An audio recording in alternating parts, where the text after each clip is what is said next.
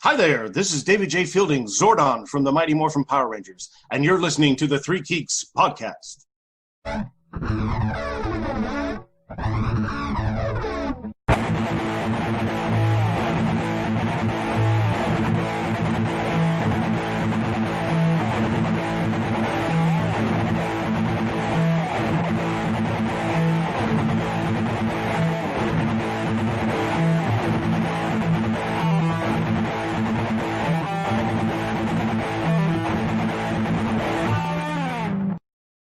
Hello, everybody. Welcome to the Three Geeks podcast. Can you please Wow. It was both are nice. We are here now. And before I get too into this podcast, I have got to say this to Dan. Dan, today we're starting a new thing on the Three Geeks podcast. You know how we've had the top five? Well, Max and I are coming up with something special for each second half of an episode for each month. And today, Dan, with our guest, you will be participating in the very first surprise remake revolution of The Warriors. Oh, okay. You get 1 hour to prepare. Originally, I was going to target John, but then I was thinking about it. And I'm like, I want to be somewhat fair. I want to choose somebody who's at least familiar with this movie. But, yeah, so today we're going to do a surprise remake revolution on The Warriors, Dan versus Kaivan. I hope I'm saying that right. And I'm going to laugh when it's just Kevin. Yeah. My name's Jim. It's spelled. It's a hard spell. It's Kaivan Mohsenzadeh. Kaivan Mohsenzadeh, I believe. He'll correct us. Mike, It only took 3 times there, Mike. I did my due diligence and tried to do some research. So I want to take a second and talk about something that I did today. I signed up for a dating website. Hey. And it's not because I necessarily want to start dating again, but I kind of want to have somebody I can hang out with every once in a while, that I can geek out with or watch a movie that's not another guy. So I got on the dating site, and you know how a lot of people complain about the people they meet on dating sites? Well, it all makes sense to me now, because a lot of the photos I saw were just women with their cleavage, or just women with their stomach and their cleavage. Like, there's no faces in, like, I'd say a good 20 to 30% of these photos, which I thought was pretty crazy. Ned Flanders goes on a dating site. I was like, this is how it's been. It's like not just for like dating sites, but yeah, I like to get good shots of my cleavage. I like to wear the. I got an underwire on some of my t-shirts. Max, save it for OnlyFans. Max, save it for OnlyFans. I mean, no, like I'm true to the listeners that have been with us. They are, the YouTube watchers. They get that stuff for free. You guys have been with us. This is the way the social media stuff has been, though. It's like, that's how you draw in either like potential matches, or you draw in viewership is through being appealing, whether that's in like, more revealing clothing, or like the low cut angles like this, so it shows off, like, say, the jawline. Whoever says you do that, Mike. Is that what you want? You want to go cleavage? Or you could just be like a certain Avenger and just accidentally post your dick on social media. I mean, Captain America. Yeah, at least it's he accidentally posted his own dick pic. It's better than he sent his dick pic to somebody who was like, well, yeah. Thank God it's not like really associated with anything creepy that we know of right now. Can I just say it sucks overall whenever you get a nude leaked online, whether it is unintentional, like what happened with Chris here, or whether it was done out of maliciousness, like it was a couple of years ago with, say, a lot of female celebrities when their accounts were hacked and photos were posted up. Apple hack. It sucks no matter what the circumstance. It sucks even more so when it's done maliciously. But can I just say, this was kind of the one silver lining in the shitty year thus far, is being like, Captain America's packing. Hey, and frankly, that makes us as far feel. As I'm concerned, that's America's dick. Yes, and he's guarding that pussy. So That was the one thing. Anyone who he's taking down it was, I guess, an Instagram video that he posted that was something totally unrelated. And then as he's putting down his phone or whatever, you see like a brief shot of like his phone screen, and he didn't realize that was on there. And so screen grabbers and me were like, what's that? And so they just got like some of his camera roll. But the funniest thing that I saw was on his camera roll, not only does he have pictures of himself in movies, he has a meme of himself, apparently, where it's just like his photo, and at the bottom is text saying, guard that pussy. And I like to think that's a very hopeful and optimistic message. It's like, yes, we need to guard that pussy, whatever that pussy is. It's like, be altruistic, be a force for good, and like, guard that pussy. Don't grab that pussy, guard that pussy. Right. Protect the pussy. Do we still have sponsors, Jason? Yeah, today we're sponsored by Audible. Go to audibletrial.com/the3geeks. See, I transitioned into Taco Bell with that, Dan, when he said you have some come to the pussy at all costs. And this week's breakfast burrito is brought to you by... No, we're not doing it. Don't do it. No. Goodness. You can do that. Why? I said guard, not grab. Yeah. Speaking of grab, by the way, if I may, Tony Stark built this in a game. I would like a moment to rant about the fake outrage of the weekend, if I may. Yes. This apparently, my friend sent this to me because he too was outraged. Apparently, BuzzFeed had an article that Candace Cameron Bure, her husband and her were out taking just Bure? Casual pics. Huh? Yeah, sorry. It's Bure. It's Bure. Yeah, she's married to Valerie Bure. Does he put a thing on his E? Yes, he does, actually. Okay. All right. Yeah. I'm like, if it's good enough for Beyonce, it's good enough for you. So I'm just making sure they're throwing it up there. There you go. So they were taking casual pics, very casual pics. And in one, he has his arm around her and he grabs her boob. All these people started getting really bent out of shape because she is very Christian. And here's just a couple of the comments. Someone posted, tasteless picture. Here's an example of Hollywood Christian thinking she's special, showing her sexual picture and her husband, just like when she kissed Joy from The View. It has shown to be a godless act. It's like they've been married for 24 years. I think that you're allowed to put your hand on your wife's boob to joke around and be goofy. And also clearly she isn't in a state of discomfort. No, but it's like it's only sexual to you. Yes. It's not sexual picture. You find it sexually attractive or whatever. The problem is you, not them. Even if they were having sex, the only thing that's sexual, you make it that way. That's your problem. Like leave these people alone. If he's not touching her in a manner that she does not want, like you said, then there's no problem at all. A sexual picture. What is it? Max is so adamant about this. He just looped in time. Was that me? His spirit just jumped out of his body and started going to God. Anyway, are we in a Christopher Nolan film where time is like very, very subjective? Oh my goodness! Max, are you the protagonist? I am the protagonist. Oh my God! I went and watched Tenet, so obviously you watched Tenet. No, I just know that he's called the protagonist. Oh, okay. Well, I went and watched Tenet, and that movie is fucking awesome.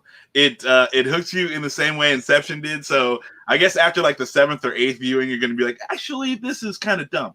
But no, I mean, like it takes you into that world, and it's a great movie. It's a great action movie. So you don't mind, like even when you don't understand everything that's going on, it still kind of carries you through it. So that like there's no like really like dull, like slog, like jogging through. It's like, oh my God, I just got to make it through this movie. But it's hard to keep up with because like they do time travel forwards and backwards, and people are experiencing each other at the same time when time is going forwards and backwards. So it's there's a lot of situations where So Bill and Ted. it's absolutely insane. But so it's hard to keep up, but it's really good. I loved it. It's like 3 out of 3 geeks. I'm down for this. Did you run out the movie theater? Huh? Did you run out the theater? No, I checked, and there was only 4 people who had bought tickets. So it was a giant theater with only 6 people in it. I got a question for you. How did you feel with the cleanliness of the theater? I was fine. Everything was fine. I wore my mask, and I kept my mask on the whole time. But that's just standard operating procedure. But then there's only 6 people in the whole theater. We were all like in different corners of the theater, and it was fine. Now, Max, I know you're very adamant about, how, the movie theater experience and so forth. And, that's how you want to see certain movies. Is this a Nolan movie where you could recommend it being an at-home watch, or is it like you have to go to the theater? I'm not going to tell anyone they have to go to a theater now. Like, right. That's not. If you don't feel comfortable, don't go. Like that is it. But it is an experience in the theater. I'll say that. So pre-COVID, it would be. Go see it. Absolutely. But again, like if your theater is sketchy, if whatever, like don't endanger yourself to see a movie. Mm-hmm. But like I said, I checked beforehand. Like that's why I like the reserved seating, because you can see how many people are in the theater, and you can see where they're sitting, and you can just sit away from them. And then they also on the app, they X out all the seats. Like once you pick your seats, all the seats around you get X'd out. Mm-hmm. So that's kind of cool too. And so like again, I felt very safe. Sweeper? Yes, exactly. Like that whole thing. That's AMC theaters. I can only speak for like the Dublin AMC theater that I went to. But when we rented out the theater, we did that to watch X-Men. Mm-hmm. That theater was very clean, and I thought their procedures were very good too. That was a rave theater. So Justin, I just got to say, you predicted what Hollywood's going to do with their live action interpretation of Minesweeper. Said it'll be an allegory for this year. All right, Dick Blaine Tyner writes, but there's 6 of you. So on the top is the 3 geeks. And then Dan and John are frequent collaborators, and Justin is new to the fold. So, but we have like 12 there's 37 geeks, man. No, we started with 3. Right. We started with 3. The podcast has helped us make new friends, and we've been able to bring them along our journey. We just remember where we came from. That's it. We've already committed to all the social media branding. So it's like. Hey, it's just like the Avengers. There's 100 different Avengers, Yeah. There you go. Speaking of which, segue. Yes. They're not called 3 Avengers. Sorry. Not 3 Avengers. Real quick before we get into the game, I do want to say if you're watching us on YouTube or Facebook, hit that like, share the link. If you're watching us on Periscope, hit that heart button over and over and over and over again, because we love you guys. If you're still on Periscope. There are 4 Musketeers. Yeah. 3 Musketeers has 4 Musketeers. They were stooges. But we are infinitely larger than the 3 than that. Look, just because they couldn't do it as well as we did doesn't mean we got to hate on them. Like, we're just better friends than that. Yeah, we have the internet. And plus, podcast just doesn't sound good. Yeah, Many Geeks podcast. Infinite Geeks podcast. That's not that bad. Yeah, actually, I kind of like that. Yeah. Legion. Hey, Mike, I just got the Avengers game in the mail today, so I want to know how it is. It's fine. I got it a couple of days ago, and there's a lot of glitches and bugs, and I've got the PS4 version, but it's nothing that's broken the game. Basically, there's just a lot of like cosmetic stuff that looks really funky at times. Like at one point, Miss Marvel didn't have hair in my game. And at one point, I did have to restart because Hulk was just perpetually like climbing a wall and wouldn't let go of it. So, no, Hulk, I refuse. But no, it's fine. It could. There's promise for better stuff in this game, which I hope they end up doing as they keep expanding and adding to it in the months and probably years to come, much like they would with, say, like Destiny or something like that. No Man's Sky. They're gonna pull a No Man's Sky. No, there's a lot more here. I'd say there's more here than No Man's Sky. At least you're not feeling like you're wandering through nothing. You're doing stuff. It's just repetitive. Fucking Anthem got me. I'm done buying new games. I was so excited when I was at Walmart yesterday and they had Anthem for $1. $1. I bought it for Tony. I'm like, he'll have an hour's worth of fun. Yeah, fun for an hour. Yeah, no, it's worth $1. I'd pay $1 for Anthem any day of the week. $60 is another fucking story. Some bullshit. From what I understand, the Anthem mechanics are a little bit better here when you're controlling Iron Man. But story-wise, it's okay. It's nothing really surprising. Everything that they talked about in the promotional material is basically how it plays out. I do like Miss Marvel now a lot. I didn't know much about Miss Marvel when she first popped on the scene, Kamala Khan, but she is your main character, and you go through the main story campaign with her. But she's actually like really good, and all the characters I feel handle really well in terms of their controls. It's just that once you get done with the main campaign, it's just a lot of grinding and a lot of missions that are very samey, just to level up your heroes. But I got the PS4 thing, so all the DLC is apparently going to be free, or at least, expansion characters are going to be free, like the Hawkeyes. And since I got PS4, that means I'm getting Spidey. And I think Black Panther's supposed to come in. And I saw that there was like a reveal of the code of the game, and they have like a bunch of other characters that are going to be added in, such as Scarlet Witch, Quake, bunch of She-Hulk, I think, is going to be another one. So it's okay. It's promising. Black Panther. Yeah, it's okay. It's not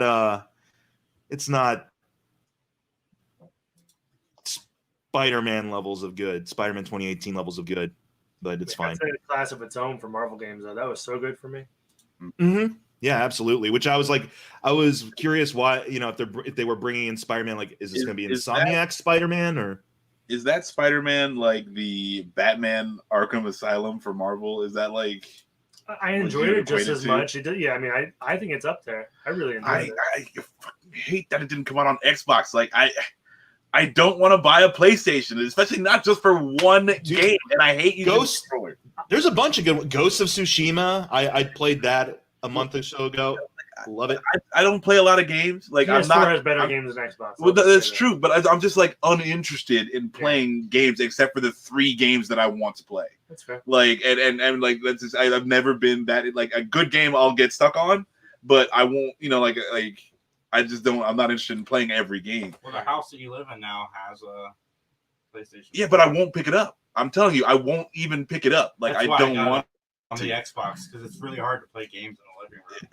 I just like it's really hard for me to play PlayStations. Like I hate the feel of the controller. Like it's even. I'm so much different than you. I love the PlayStation controller. No, and that's totally cool. But like I mean, I've just been Xbox from literally day one. Mm-hmm. Like. No, I understand, Max. Especially when it comes. We talked about this already. Drifting on the controller. Yeah, it's still an issue. It wasn't a big issue in this game. Like it wasn't like in Ghost of Tsushima where my character would just wander off a cliff to the left. But yeah,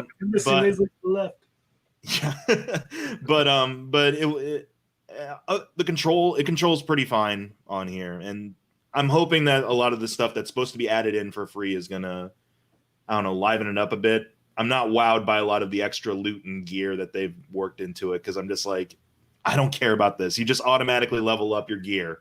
Right. To the best one. They have an option where it's you hold down the L trigger and it's like level up to the best gear possible. Cool. I guess I'm doing that the whole time and not purchasing anything. Dude, you gotta min-max, you gotta read each gear and then work this gear with that gear and really get into it. It's like you are missing opportunities to be in the game, sir. It is kind of funny though, because they have gear and loot for like the Hulk, and the Hulk doesn't really have weapons or armaments or anything like that, so they give him like extra strong rib cage.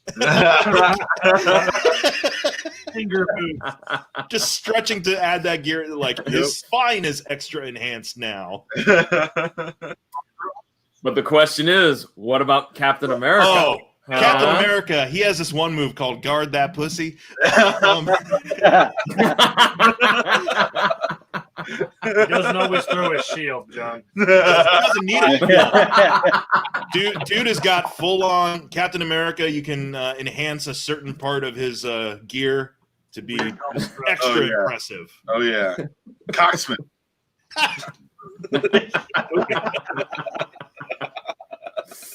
Oh man. Chris Evans, like, dude, he's one of those dudes I'm starting to hate because I mean, like, he seems like he's like a good-looking, genuinely nice guy. Now he's super rich, like, and I like it, everything he does. Like, it's like Tom Brady, you know what I'm saying? Like, I fucking can't stand people like this. Like, I hope he's an alcoholic or something. Like this guy. Oh, Jesus Christ, Jesus, dude. Well, there goes any of our ads. Wow, man. Like so much for Max being like lightweight. You know, and it's like lightweight jealous. Jesus Christ. How come you can't really kick him out? You're still going to hear it. That lottery is a thing, and he probably worked really hard to get. Oh my goodness! Let that be a lesson to you. Anyone out there trying to be happy and successful, Max will hate your ass. It's not hatred; it's just jealousy. It's nothing more than pure, unadulterated jealousy. But if anybody's listened to this podcast for a long time knows Max hates everything. I don't hate everything. I just got done saying I'm just mad because I want what they have and I don't have. That is technically kind of hating. I hate that I don't have it. The point has been proven, not disproven. I don't hate it. I'm just mad at it. All right, let's pretend for a second we just got done talking about Candace Cameron Bure, because I think that would have been a very nice segue to this. Oh God. Oh man. Jesus. Yeah. Oh man. Buckle up, gentlemen. I'm uncomfortable. You should be. I wonder if my mom would like this movie. No. I don't know your mom, Jason, but I'm gonna go on a limb and say this is crossing a bunch of lines. I don't think your mom is willing to cross. By the way, a lot of these nominations, I couldn't find hide nor hair of them. Oh yeah. I think they're just made up. Are they Nobel Prize? Nobel Prize? Yes. It's a Nobel Prize. That's coming up. Isn't the Nobel Prize always like nothing? Isn't it more noble to accept nothing than to? 50 international. Did they make those screenplays up? Has anybody watching us right now seen this movie? There's no way anyone has Please seen say this no. movie. Only Mike. Only me and like maybe 20 other people. Mike, how did you find this movie? Let's see. I was on Twitter yesterday and someone mentioned like, oh boy, it's time for another bad movie, whatever, like, viewing. What in the world? And I saw the poster and I saw the title and I'm like, I gotta see what this is. I'm so confused. I am too. This trailer is not doing anything for me. It's I'll not selling me on anything. No. I'll explain after. Okay. He.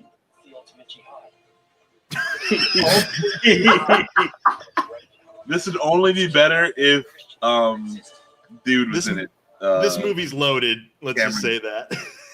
What's his name? Kirk Cameron. Yes. Oh, That's loaded to watch this movie. But see, everything I've read on this, and Mike can tell me here in just a second, but this seems to be spoofy. Is it spoofy or is it? No. There's no way Christians made this. Is this a movie. No, there is definitely a way because this movie it doesn't have the funds of a big mega blockbuster like a Nolan movie. And that's where, they could maybe lean in more to like, oh, well, this is just all in fun. It's a spoof. It's not supposed to be taken seriously. But there is a lot of like strong like pushing for Christianity in this movie. There's a lot of anti-Islamic rhetoric. The main villain, as you heard there, is a radicalized jihadist. And basically he says, like, if we go back in time and kill Jesus before the resurrection, think about that. Kill Jesus before the resurrection. Then Christianity will never come to be and so forth. Little forgetting, like, oh, yeah, by the way, Jesus is a prophet in Islam, by the way. But his argument is, like, they're not killing Jesus, the prophet. They're just taking away the the deity aspect of Jesus so that Christianity has nothing to stand on, but Islam can still work. Oh, but spoilers here.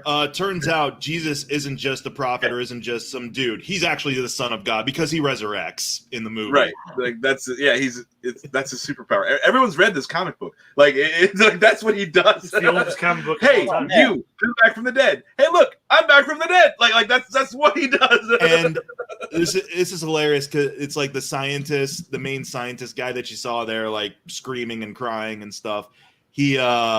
He becomes a believer at the end. Oh, a believer? It's one. Yeah, it's Really? like not even like jokingly, like legit. Like he has an emotional come to Jesus moment, literally.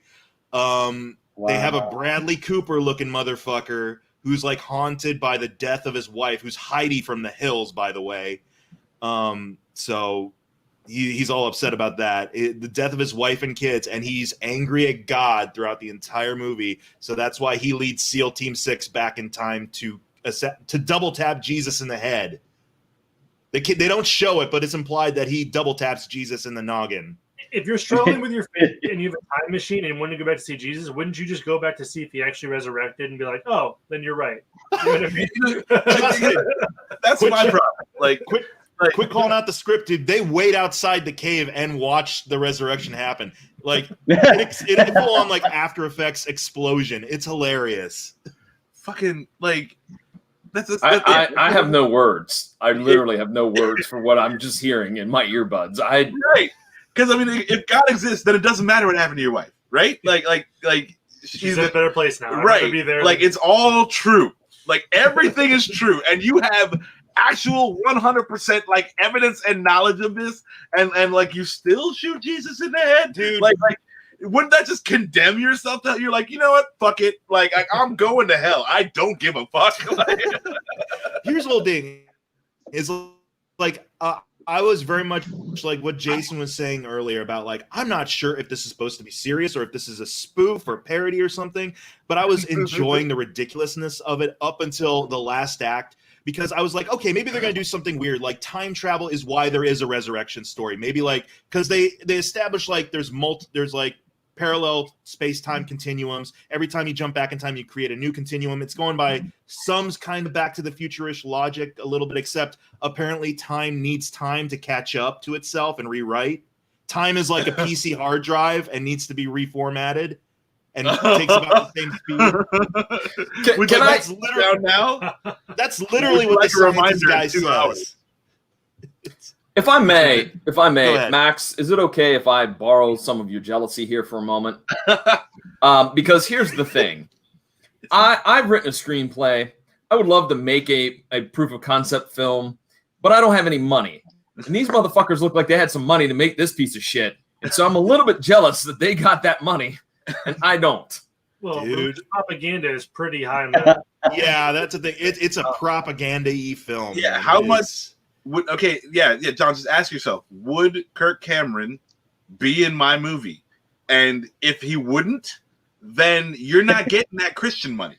I just hope as somebody who identifies as religious, probably the only one on this podcast, but as somebody who does, I watched the trailer and you guys heard my reaction. Like, there's no way. Like, I am offended by this trailer. Like, I'm hoping most Christians are, because that's just ridiculous. This is the problem with the world we live in right now, is this religious rhetoric that condemns everybody else. Like, it's okay for us all to get along. Like, I don't know for a fact. That's what Jesus was about. Everybody love everybody. Like, other people last I wrong. could tell. And I have Muslim friends, and I would never want to portray them as anything else. Like, that's crazy to me. The villain in this movie, he's like the CEO of the company that's funding this time travel experiment. Basically, like, that scientist dude is like Seth Brundle from The Fly, and he's got a team working with him to do like matter transportation, but they inadvertently invent time travel. And so like, they're funded by this head guy who, when he was a young boy, his parents were executed by extreme jihadists for converting to Christianity, and then he was radicalized and raised as extreme jihadist, essentially. He's like a child soldier.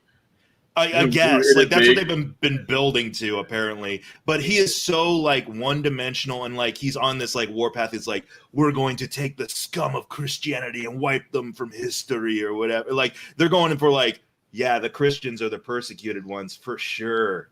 Everyone, Christians have never done anything to really like try to wipe other people off of the face of the planet. I mean, look. One can explain the other. After you have been persecuted in the way that the Christians have, you can do the things that the Christian has done because of your persecution. Not all of us.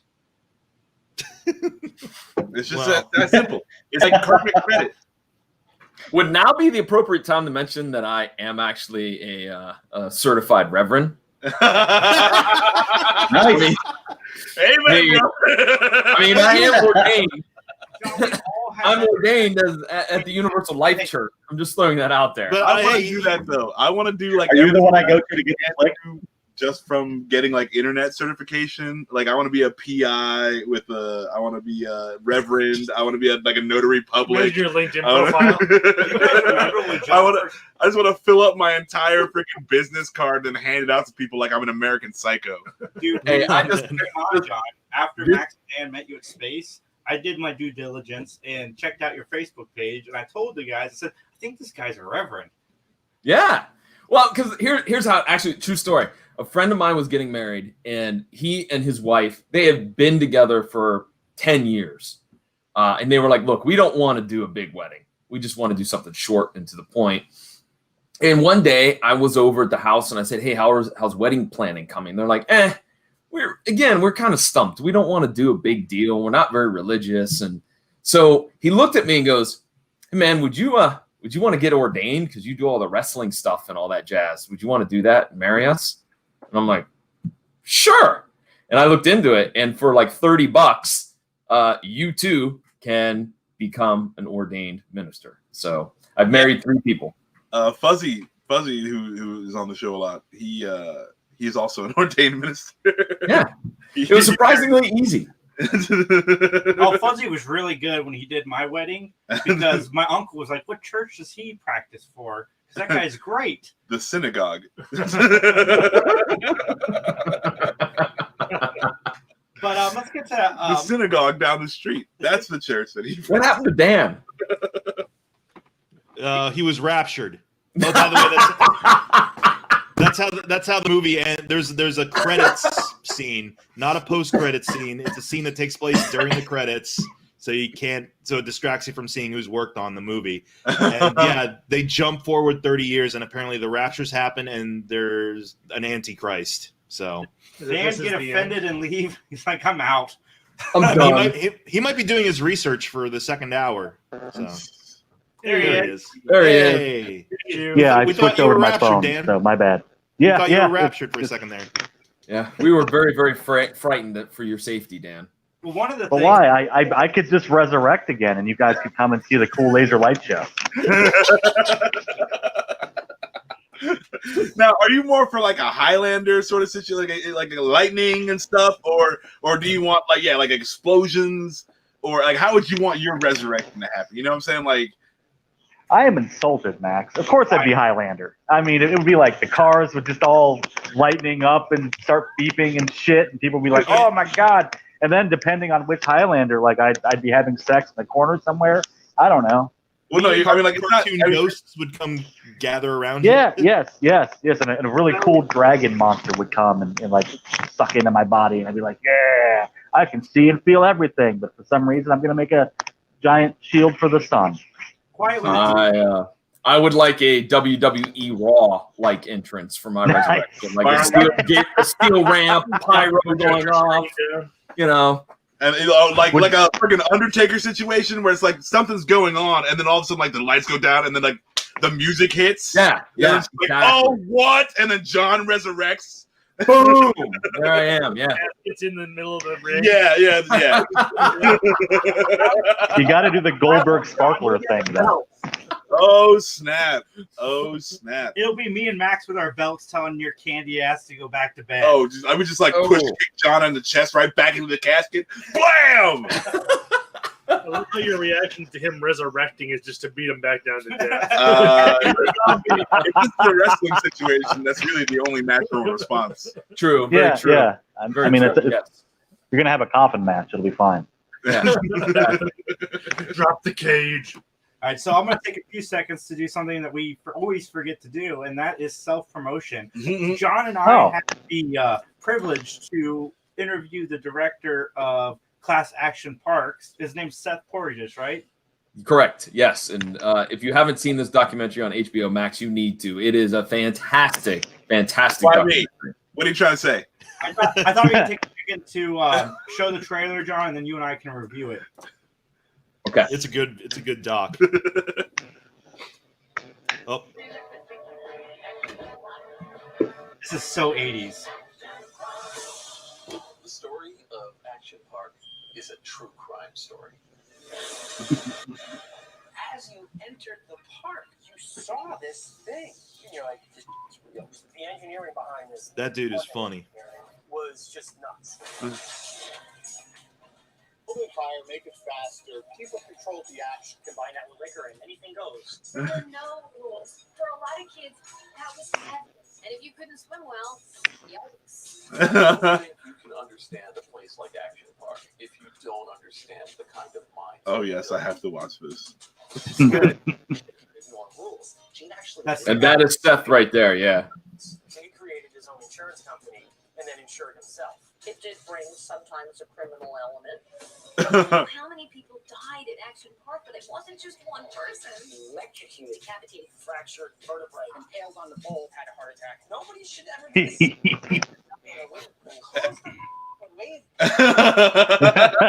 this. Oh man, they should have saved that one for the.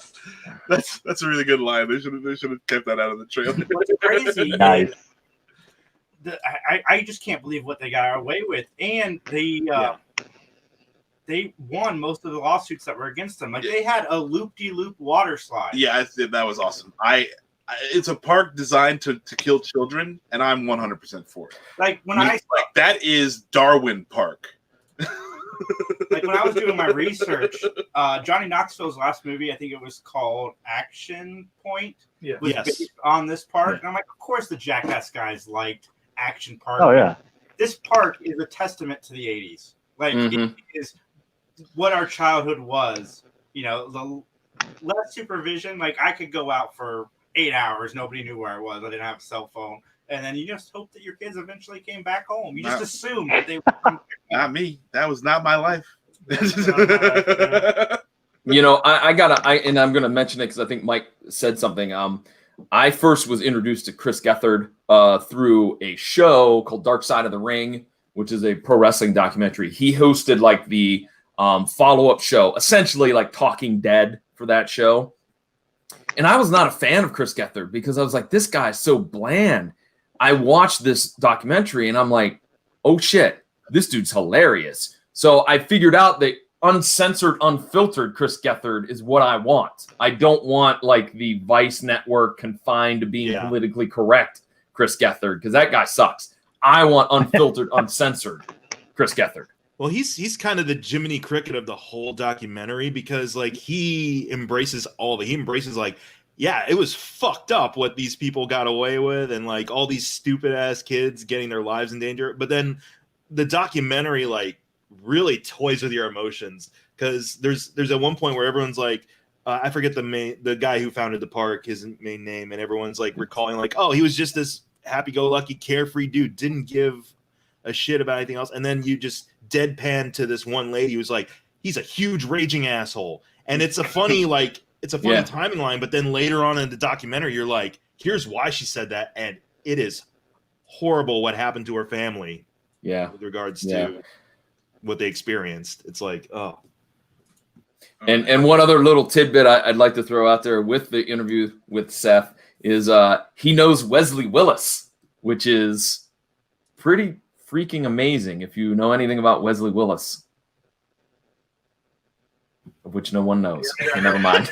Apparently not. You find it amazing, so Wesley Willis was this schizophrenic dude who was like he got a record deal because he would do like these weird songs, and he had a band called the Wesley Willis Fiasco. And I remember seeing a documentary on him, and like, yeah, he would be schizophrenic, and he would just like he would try to perform the song like exactly the same at every gig, but he couldn't because he doesn't have the capacity due to his mental illness to sing the exact same song. So it'd be the same music, but every lyric would be totally different. And like part of the documentary was about how some people took advantage of that, and there was some controversy as to some of the record labels putting out records and not paying him royalties because he would not know. And so this guy Seth knows him actually, and he was one of the songs. So we talk a little bit about that at the end, which is again, if it's Wesley Willis is a very interesting story, and anybody that likes music should definitely take a look and read up on him. What's the documentary called?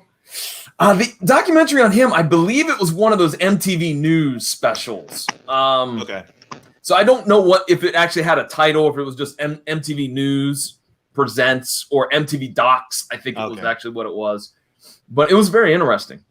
Hey, speaking of documentaries, by the way, so yeah, Class Action Park. I really like that documentary. I'm gonna check that one out. Did anyone else watch Feels Good, Man? No. I haven't you yet. should, because it features it features the brother of one of our associates. Full disclosure, Mr. Jason Fury from Neverending Radical Dude. But his brother Matt Fury was creator of Pepe the Frog, and there's a really good documentary talking about how Pepe was started off as this indie comic sensation, became a meme, and then was repurposed by a bunch of different groups with different agendas. And Matt's kind of trying to wade through all of that, and does he have any responsibility for what Pepe became, especially during the election cycle? So it's an interesting it's really well done too. So I would argue. I hope he doesn't feel anything like that. Yeah, because you can't help what people do with your thing. Like you didn't make that thing. Like they stole your stuff. Here's the whole deal. It's complicated because there's a certain point in the film where Matt kind of says you know what, maybe I should do something about that, or and things like that. So because he's for many years, and Jason's talked to us about it. There's been several attempts to kind of reclaim that character as more of a positive kind of force, and some have worked, some have not. So, but it's an interesting documentary, at least. There's an interesting journey throughout the movie. Does he feel culpable because he didn't do more? Is that kind of, not having watched it? Is that? I think that's what it is. It's there's a certain amount of culpability, perhaps, that he feels due to the fact that it did kind of grow beyond his control or scope. If you're not freaking,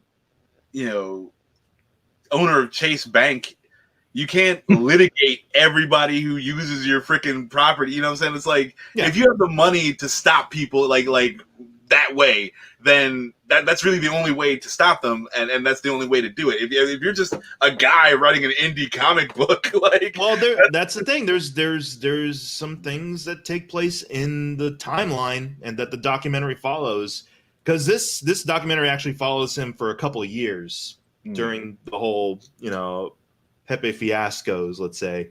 And yeah, it's absolutely it's very interesting to watch. It's a really interesting look into what internet culture has become, which is pretty shitty, and how it can just do really good, sweet people dirty. I'm working on trying to get Matt on the podcast because I'd love to talk to him about this. You got a book from him, you said, right? Yeah, I got to look for it, but I bought it for Kylie he was at Wizard World a few years before we started going, and I bought it for her. Yeah. He's an illustrator for children's books and things like that, and cool, good dude. Let's get to something more positive, because in West Philadelphia, born and raised on the playground is where I spent most of my days. I'm gonna bring it back down too. The cast of The Fresh Prince is reuniting for one night on ironically Peacock, because it's HBO Max. The show is streaming on very successfully now, and A Fresh Prince of Bel-Air dramatic take has been picked up for 2 seasons. Now, my question about that, and they're not being very forthright with it, is the original cast returning for this dramatic take like they did with the Brady Bunch, where they all came back and did a dramatic take on the Bradys? Or is this going to be some sort of Fresh Prince could be dramatic. Yeah, there were some definite dramatic moments in Fresh Prince. Yeah. You know, like they were. If Carlton doesn't dance at least 4 times in the special. No, one Carlton dance, one Jazz getting thrown out the door. Yeah, Jazz is looking good. And well, who's gonna throw Jazz out the door? I know. I mean, really? Jazz just got over COVID, like just a few weeks ago. Oh, cool! So he's exposing all of them now. That's not the original. In the corner. What's the Aunt? The original Aunt Viv. Aunt Viv, yeah. Because she wanted to be Aunt Viv of Bel-Air, not the Fresh Prince of Bel-Air. But actually, her and Will Smith reunite also on this, but they do it without the full cast because I guess the cast has problems with her as well. Oh. She wanted it to be her show, not Will's show. Oh. Well, either way, they all look great. I'm happy to see. Was it refresh my memory? What was the butler's name? Was it Jeffrey? Jeffrey. Okay, I thought so. All right. On HBO Man, I didn't think I'd feel that bad not seeing Uncle Phil though. I mean, yeah. Just go the full route. Where's my dramatic reunion for the nanny at this point? Oh God! I'm not trying to make a joke, but there is a huge void without James Avery in this cast. Yeah. Oh yeah. Yeah. Oh man, I kind of wonder if that is going to be like all of a sudden now Will's going to be the uncle who has to teach life lessons. I hope not. In lieu of Uncle Phil. From Uncle Phil to Uncle Will. I like it. Yeah, there we go. That's there you go. Max, you're welcome to the writer's room. Could you wait a minute, Mike? Could you imagine if we were all writers for a show, like we were in a writer's room? That's none of my stuff was scared. None of my stuff. That'll get us sued. Well, there's 3 Max, really? Why the fuck are you even here? Hey, Batman, he's got the COVID. I'm just gonna show the COVID. He was good in Tenet, though. I was not sad that Twilight was in Tenet. He's got another movie coming out this Wednesday on Netflix called The Devil All the Time. Is it in the almost Netflix universe? Is it one of those movies? I don't think so. No. Oh, so Chris Hemsworth won't show up, and to murder children. No. Won't show up. Like the Jamie Foxx movie, the Hemsworth movie, the Charlize Theron movie, and there's another one. They're like almost in the same universe. I'm surprised they haven't done that yet. They should. I would dig it so much. I don't know why, but it would be awesome. I'm 100% down for that. It sounds like it's going to be like a horror movie. Yeah, or something. Yeah, well, it's actually, I just found out about it because I was listening to NPR and they interviewed the author. The author of the book that it's based off of is from Knock'em Stiff, Ohio, which is right outside Chillicothe. What a great name. And yeah, I mean, awesome. Yeah, town of 500 people, by the way. I know you're shocked by that, but it's supposed to be, kind of like one of those kind of, look at down home Southern Ohio, kind of the daily life of it. But it's got Jake Gyllenhaal, Tom Holland, Pattinson. There's somebody else that's in it, but it looks really interesting. And I'm interested because the dude that wrote it is the word that you wanted to use on that. Yeah, exactly. Well, the dude that wrote it, Donald Ray Pollock, he didn't start writing books till he was like 45 years old. Like he spent his whole life like working in a paper mill in Ohio, and he was just like he got sober and he just started writing these tales, and it was a really fascinating, very very fascinating interview that I listened to. I made all this paper. About time I put some ink on it. Nice. There you go. I like you get bonus points for making him sound like Sling Blade too. Reckon I'm going to write a book now. Prequel to The Office. Paper factory. Yes, that's what happens to be a quill factory next door.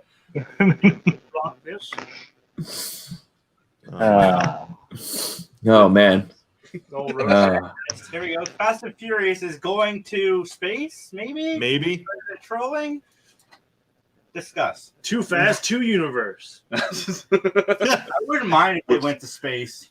I want the show to embrace their craziness.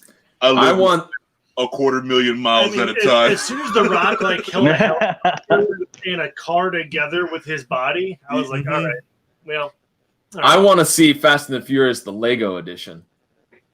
Huh. That's what I would want to see. All the time. Yeah, like click, click, click, click, click, click, click, and then they drive off. You know, It'd be better than Fast and Furious, the video game. That's a thing. Most things are better than Fast and Furious, the video game. Yeah, they came out with I think it's called Crossroads or something like that. It's $90 apparently. What? Oh, like if you include like the season pass, it's $90, and it's just like apparently like such a horrible game. Is it just a racing game, or do you run around? Yeah, it's a racing, fighting, whatever you want it to be kind of They've game. been so far removed from racing in this series for like a decade now that it doesn't even make sense. Apparently, it's like you race, you do objectives, you have to pull into a garage the right way, or else you get shot. Yeah, I mean, it'd have to be more of a GTA style worst car game, wash right? ever. Yeah, it's called Grand Theft Auto, Max. It's existed for years, so Yeah. I don't know why you need Fast and Furious. All I'm gonna say This is man, like a crappy version of APB, so it's okay. hey, in Spy Hunter, you didn't have to worry about getting in the right garage. You just went right in that tractor trailer, and that was it. Mm-hmm. You got Hell your, yeah. you got your shit. You know, Come out, you get missiles, you get smoke screen. that's right. It would be really cool. Like, I mean, because like, but they'd have to do aspects like that. You'd have to have that Spy Hunter thing where you can like, hey, like I'm gonna call my truck up and we can drive onto it. We can go into space. Like, you need to have all these things. It has to be open world. It has to be whatever. It's a lot Yeah, of but stuff like it has to have. it could be really cool.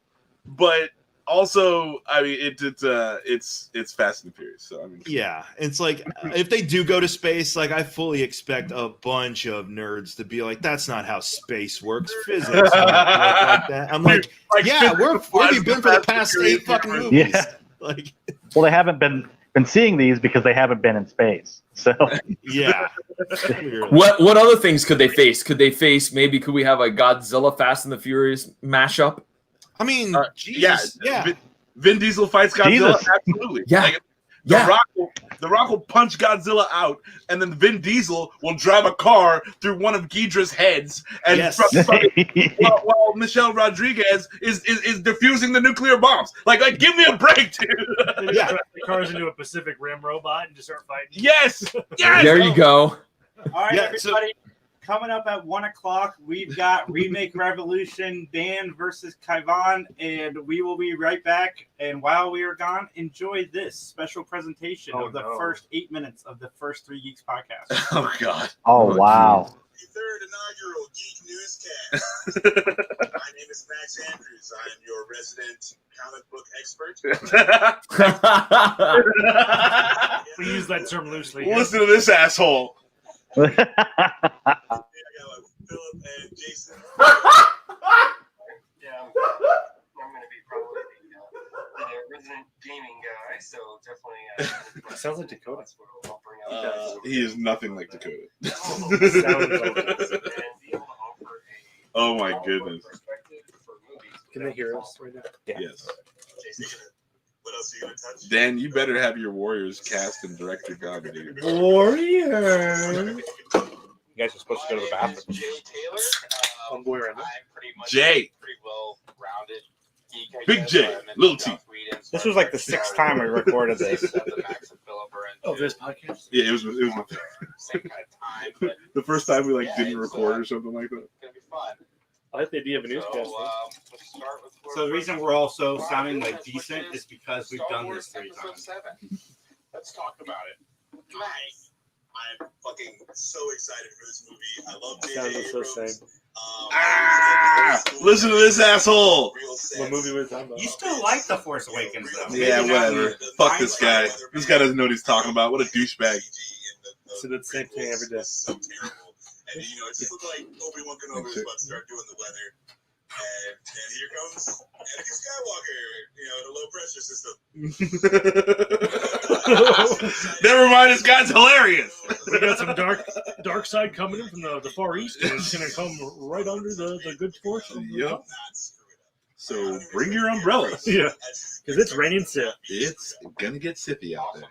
I know you read a lot of the canon. Is there anything from the old canon that they're not calling canon anymore?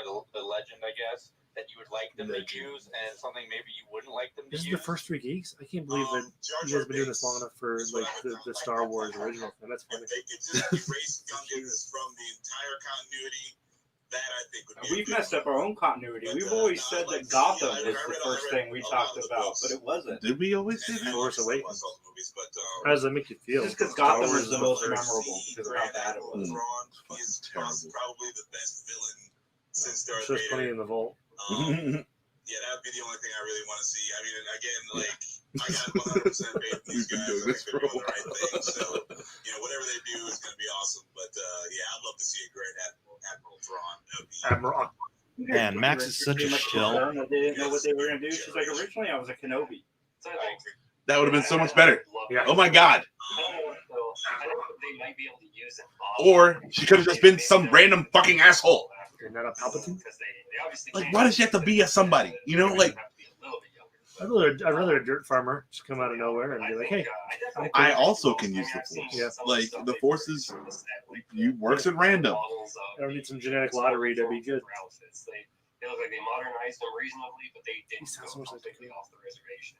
And the fact that they're using real props, You don't like hear you it? said, Nah, I don't is think. awesome. Maybe it's because I know. It I don't means nothing to them, but know. it's what made the original so good, which was But Philip was the original straight man. This dude is awesome. I don't know. Like, I had him on the sports podcast too, and he was great. Like, I was just saying the most ridiculous. Like, the whole point of any podcast is to make Philip laugh. Like, It's just very flat. yeah. Like, he's not. Oh yeah, very much so. But yeah, like he's more I straightforward. don't know much about him. I don't know if you guys do. Like, as a Sith Inquisitor, there's no character like that. Hear how dumb I was. A Jedi Knight. That's like Got you. random Sith guy as the villain. Awesome. Exactly. Awesome. Oh sure. So yeah, apparently the original Star Wars movies are coming out on Blu-ray without the edits, which is pretty fantastic. Didn't that never happen? Never And, happened. Lies. Yeah. Corporate lies. Well, technically, That was back when I thought movie whatever was like important. Now I know how to check sources. 3 because they don't want any of the negativity that follows those movies. So they're going to release 4, 5, 6, and lead into 7. You should recap. You should redo this. Afterwards. I feel like yeah, We did it already. with like clip notes going on. Like, It's like the last cast with us. that's funny. Just act like they never happened. We just aired this and talked over it. It's funny. I mean, it's all different now. They have all more negativity. Yeah. Oh god. Anything Poor Star Wars. But I mean, hey, the Mandalorian's out. Like they're doing good work. John They could've done Favreau's oh man, Been consistent with we it. should have just shown the trailer for season 2 here. The universe is so big. You could have done something totally different, Negativity would make sense. and everyone would have been Next year. like the Why would you? Mandalorian. I mean, What happened with Mandalorian? You don't touch you're gonna then Skywalker. extend it Yeah. for, I guess, Yeah, Star that's Wars what I've been for 6 saying. No, it's fucking ridiculousness. I think to me, releasing 4, 5, 4, 5, and 6, and getting people This is excited about what's supposed to happen. The distraction. You remember the first movie we reviewed on Geeks News? No, I don't. It was prior to the X-Men. Oh, okay. Oh man! Wow. Coming on in a few weeks was the voice of Nightcrawler for it. You guys should review Oh that. my god! Nightcrawler's my favorite character. He's my favorite X-Men character. Oh my god! Nightcrawler tied, but Nightcrawler is my favorite because teleportation is the best power. What gets me is that, like, I mean, even if it's line of sight teleportation, I will take it 100% like over any other power. Like, I'm here and then I'm not. When in 4, 5, 6, they started talking. Franklin And Richards. everyone's like, holy shit. He's like, God. That dude's fucked up. Yeah, that's OP shit. Like, It is OP. Yeah, all right, fine. Like, Damn, like, but like, you can't catch me because I'm here and then I'm not. Yeah. No, I'm Everybody's done with their I mean, He's snapping his finger, and I'm already We're gone. back. unless you've got a gun, then That was an experience. Justin's like, you guys should do this again, but talk over it. I'm like, we did that for one of Philip's last shows. We did it on our 4th-year anniversary. And oh, we kind of Yeah. sort of did it right Yeah. now too, because everyone can hear you. So And more of Max laughing at himself, guys. This is gonna be. What an asshole that guy is. It's consistent. well, he doesn't hate that. Max doesn't hate that. So there Max you go. loves laughing at himself or laughing with himself. Laughing with I himself. do one find thing he doesn't myself hate. very funny. I know I hate myself also. Oh, No, yeah. He's jealous of how much fun. Anything I've written, and then we can discuss that level of hatred I have for myself. Gotham started on episode 5, the first time we started doing it live. That's when Mike tuned in. I remember Mike on the. Yeah, I tuned in for the first couple of episodes. I was like, man, these guys are doing stuff. Cool. I'm like, I started a podcast just so I could work with Mike at some point in my life. Mm-hmm. And you've regretted it ever since. Life goals. One day I'm gonna work with Mike. One We day. got there, like it's Him and his been heaven 2 ever subscribers. Oh man. Hey, while we're waiting on Kaivan, can we plug stuff? Sure, John. Let me ask you a question. Sure. If you were ever sent to jail and needed to hire a lawyer, Oh, no. which lawyer would you choose? Who are you gonna call? Well, clearly, I'm going to call the best attorney out there in the fictional world. Alan That Shore? is Ben Matlock. No, not Polly Shore. Ben Matlock. I said Alan Shore. Shore. That'd be great. Carrot Top. Hey, John, it's me, the Weasel. I'm here to defend you. I haven't had the geez. guts to ask Max yet if I can use the account to rent the new Polly Shore movie so I No. can review it No. because I really want to review it. No, Really want to review it. Really bad. that's gonna have to be We should just your- watch your Encino Man own 11 times. personal money. The Three Geeks podcast will never be affiliated with any new fucking Polly Shore movie. I love In the Army now. I'm just giving shit. Like that's totally cool if you read the movie. But In the Army now is probably my favorite Polly Shore movie. I dig that one a lot. Sorry, back to Matt Talk. Oh, back to Matlock. Thank you, Justin. I appreciate that. We have a new episode of Matt Talk dropping tomorrow, right, Jason? Hey, it's called The Dawn. The Dawn, and it You is like cool. Godfather, this show is for you. Even Godfather 3. Yes, Even Godfather Oh. 3. Wait, Go on, let's go tell ahead. Jason, let's give him a taste. If you're just curious as to what is so great about this episode, I have 4 words for you. Jake and the Fat Man. Oh. There you go. That's all you Nice. need to know. Jake and the Fat Man. 5 words. Jake and That's the 5 Fat words. Man. Well, no, Yeah. Fat Man is 1 word, isn't No, it? Batman is Fat not Man's one. one word. In the title, It it's is. one word. Is it? Thank you. Yeah, So that's okay. 4. There you go. Jake and the Fat Man. Jake and the Fat Man. That's all you need to know. But Podcast. Matlock don't know how to spell because Fat Man is 2 words. They weren't Jake and the Fat Man and Matlock. They were No. show. They're both in this show. No, Yeah. Fat Man was his Christian name. Yeah, yes. Named is Fat Man. I got to say this real quick, John, to go off on a tangent, but Godfather 3 is getting re-edited by Coppola. He wants to re-edit to the film he originally wanted to make. Doesn't take his daughter Yeah, you out. said it. And then it's going to be like re-edited by Sofia Coppola. So- Yeah, yeah. I don't know. That might be good then, actually, because she's a good director. And Just let it be done. She's an okay director. Because I'm seeing looks. from Okay, other okay. people. I can go with that. I like The Beguiled. Whatever. I think the only thing I've ever seen of Sofia Coppola is, didn't she do the Virgin Suicides? maybe. Okay. What's up? And What's Lost up, in hey? Translation. And Yeah, lots hey, of hey. good. How you doing? Pretty good.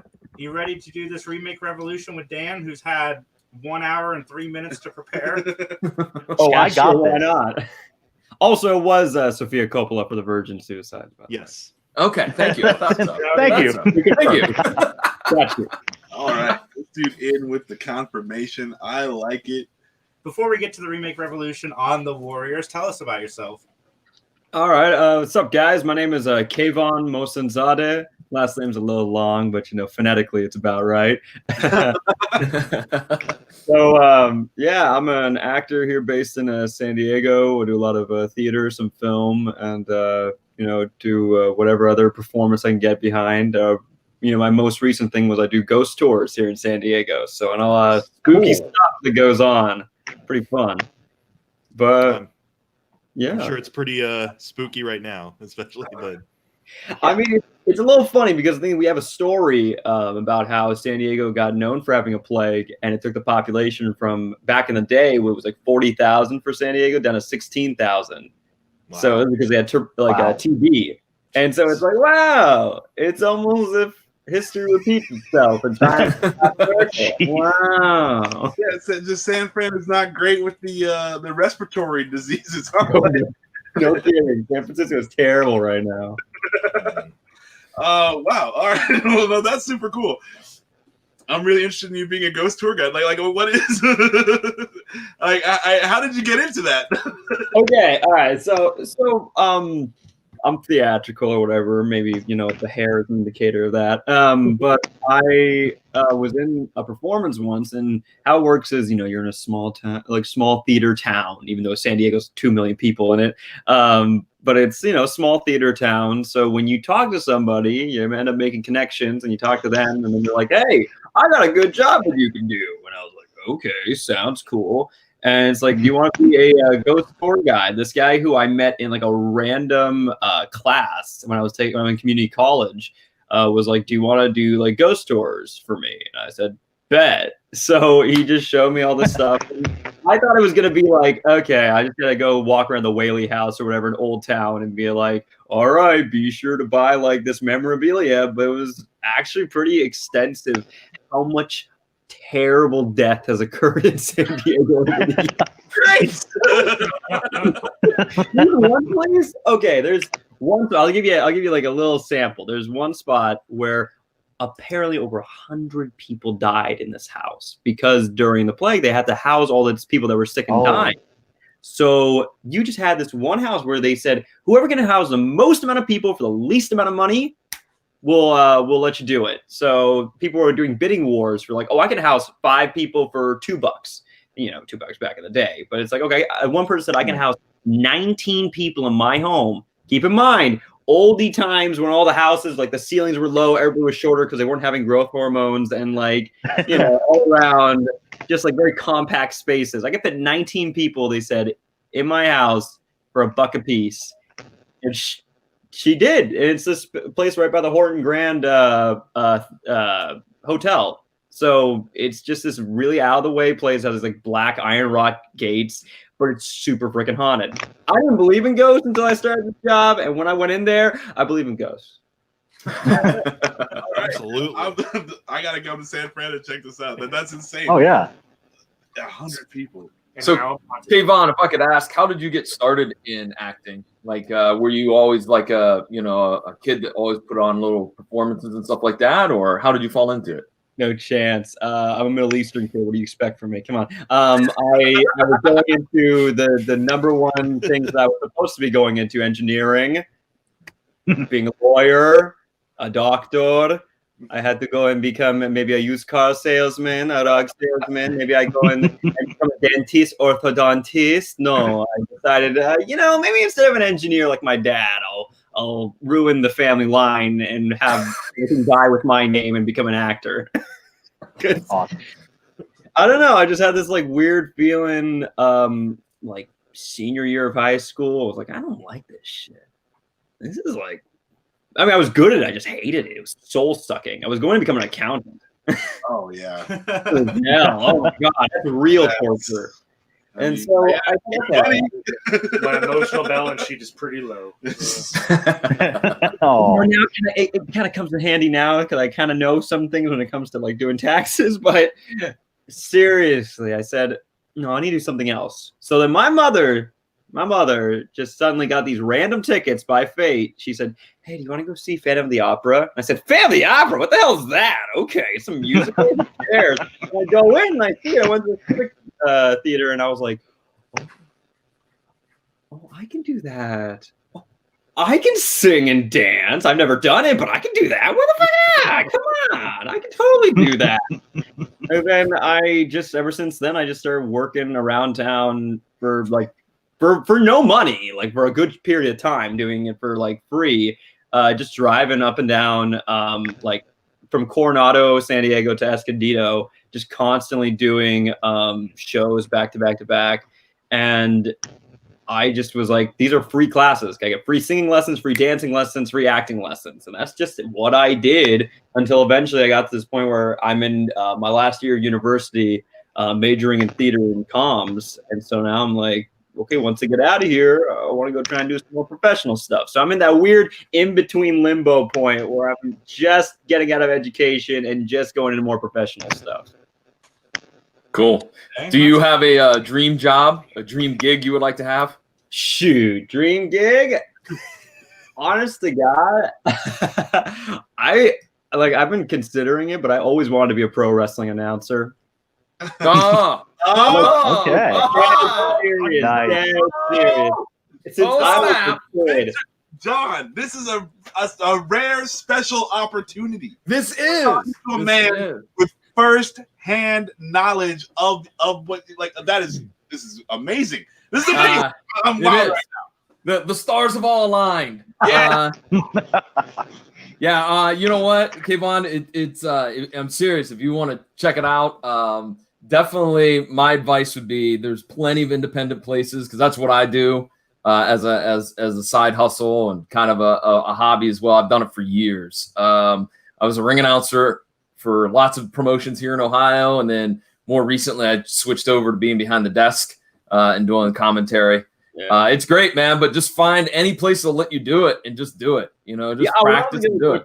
I was gonna go try because there's a place, independent area called SoCal Pro Wrestling. I used to do videography for them for some time, and after doing videography for them, I was like, I can do that guy's job. I can do that guy's job right now. So now I'm like, I can do that. My favorite thing, I don't know, it's something about it. Like I've always liked pro wrestling as a concept, but I'm on 5'11", so I'm not going to be Rey Mysterio anytime soon. So I was about to say, hey, Ray, it was good enough for Rey Mysterio. It's good enough for you. That's the coolest thing ever. I got to film Rey Mysterio wrestle for a 10th anniversary show that they were doing for SoCal, and I was thinking like, well, it's the coolest thing ever. Then my friend leaned over and says he does the same routine at every other circuit. Man. That's working smart. You do it. All right, guys. It is time. We've got Kaivan going up against Dan. Dan only had an hour. Kaivan has had a week to get this movie prepped and ready to go. Actually, we gave Dan an extra 12 minutes. He had an hour and 12 minutes. Yeah. It's fair. It's fair. Today's host will be Mike McG and Max. But before I pass it over to Mike, I just want to say, let's get ready to remake. There you go. Well, we should have had Kaivan do the announcement. We should have had him do the big. Oh, we do it? Okay. Yeah. Ladies and gentlemen, let's get ready to remix. Tired. Yeah. After the cast, can you record that audio and send it to me? Please. Oh, man. I guess we could isolate it. But You've got the audio right now. Not a thing. But I think we've put it off enough here. Let's get to that main event. This is the remake revolution here. Joint effort from 3 Geeks and Mike McGTV. And today we got Kaivan going up against Mr. Dan from 3 Geeks to remake this cult classic film from the late 70s, The Warriors. Before we get into it here, and also I should say our judge on which remake will be deemed the winner is Mr. Max in the middle there. So before we get into your different pitches, because the idea is you give us a pitch for a remade version of this movie, you give us perhaps your choice of writer and director, you give us a little bit of your idea with casting, and are we going to do marketing for this round? Marketing. Marketing, and I also want which gangs are you going to have? Okay. There you go. All right. So that could really play into the pitch and so forth, what gangs aesthetically are you going to have in the mix. But I was curious, let's start with our guest, Kaivan. What is your kind of history with the Warriors? Are you a longtime fan? You watched it this morning. No. I grew up watching the Warriors because I had the game for the Warriors when I was younger too. So I very much enjoyed the Warriors when I was a kid. It was that movie Rocky and like one other film that was always kind of turning on because we had it on like VHS or DVD of some kind. So I really dug The Warriors. I haven't watched it in such a long time. So when I found out about this, I'm like, oh, I have an excuse to go rewatch it again. But I always liked it because it was just so many different gangs, and they were all special in their own way. Like I always really liked like the Lizzies were always such an interesting group to me because I was like, oh, female gang, and it's like you didn't know who they really were until you got into the spot and you saw everything kind of go to shit, and you're like, oh my god, whoa, everybody's a freaking gang in the show. It's like everybody has a gang. There's no individual people. I feel like even the people on the subway that were getting married or something, or just like having a nice day out and they see everybody, I feel like they're in a gang too. I don't know what it is, but wedding gang. Everyone's in a gang. The bride is the head of that gang. Exactly. They're gonna go home and kill like that too. I feel it. Nice. So it's kind of been an integral part of your upbringing or in your cultural DNA, so to speak, or pop cultural DNA. There, yeah, I love. Yeah. My favorite part of it though is the editing style. Out of everything, the transitions are my favorite thing because it reads like as if I'm looking at a graphic novel. It's what I wish. Almost. Nice. The gang. That's the gang. Don't fox with them. All right, don't fox with them. You've seen Bridesmaids. The women in white. There you go. That's their gang. The women in white. I like that. Yeah. But what I don't know. What I really liked about it was it felt like what I kind of wish Watchmen as like a movie would be more presented as, because I love the Watchmen movie, but I wish it was presented like this is a graphic novel. These are transitions like a graphic novel. This is how it feels, and it's such a cool, like color pop transition move to the next comic slide was so like cool to me because I used to always read comics as a kid a lot. So seeing that, I thought that's editing. That's like cool editing, and from there it kind of shaped what my choices were for director, for pitch, for characters, even just fitting into that kind of stylization of it being a it's such a they're so as if they're coming out of a cartoon or out of a comic book. Looking at all of them, I just like everything about the design too. That's enough about me geeking. You just watched this morning. Awesome, great, Dan. How are you? Yeah, Dan, what's your connect? Now, I should say full disclosure here. Max, Dan, and I, we've done a review together on the Warriors. So, that's the first time I ever watched the Warriors with you guys. So that's a very special moment for me. There we go. This is one of my favorite flicks of all time. As he said, the editing style for 78, 79 is outstanding. I love that it's all gritty. I like that it's based on, or supposedly based on the story of the 300 Spartans, very loosely. You can kind of see that. Yeah. Well, when they did the special edition with the animated cutscene, dividers. What the hell do you call those? Siegs, maybe. They added that little, preamble to it. Nice. What are you doing? That's my cap right there. You can find that. Don't you like that earlier? The spoilers. Kevin Durant with a bottle. It's a cool flick that I think should never be remade. So here we are forcing you to do it. Just wait. Okay. Well, let's get right into it then. So what we're going to do is we're going to go back and forth here. We're going to have these different sections, and as you're giving your kind of take on how you would remake this movie, Max will be hopefully taking notes, and at the very end he will make a verdict as to which one is a superior remake. Let's start with Kaivan, our guest. What is your pitch? What's your angle with a remade Warriors? Like, how do you get people to come out for this new version? So I'm also actually with Dan on this one, like very much under the impression this movie should not be remade. And if I were to remake it, I probably wouldn't want to make it a big Hollywood blockbuster. But for this instance, because I need to have known names, I decided to make it into a bit of a more marketable thing by making it a cyberpunk-centric kind of a show. So I don't know if you guys ever played the game Hotline Miami, but I really want to get that kind of feeling of it being almost in the same vein of Blade Runner 2049, almost in the same vein of like very much cyberpunk. These guys are all affiliated gangs. We have not sent into full anarchy yet, but we still have kind of a fascist state government, kind of how it was in the original. But it's very much newer tech, newer stuff to play around with, and also the characters are a lot more developed too to fit our times.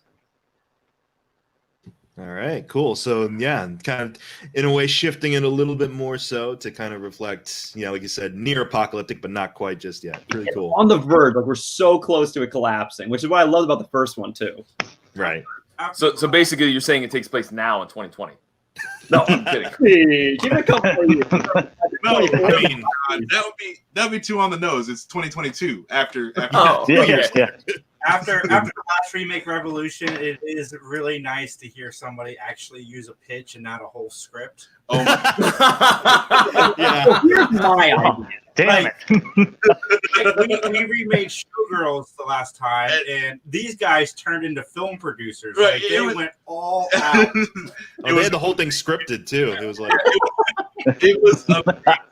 No, it's better this way. it's better this way. I like that. Job done. Yeah, short, succinct. Well, yeah. You're an actor. You know how to present it and give it the gravitas that's needed in just a short amount of time. So I mean, I gotta do auditions in under a minute. I gotta make sure I have something to say in that minute. yeah, you got to sell. You got to sell in short time frames. All right, Dan, what is your pitch? Okay, I do want to start this by saying that I didn't know anything about Fast and Furious in space when I was writing this down. So Sure, Dan. Sure, I've noted. Okay, noted.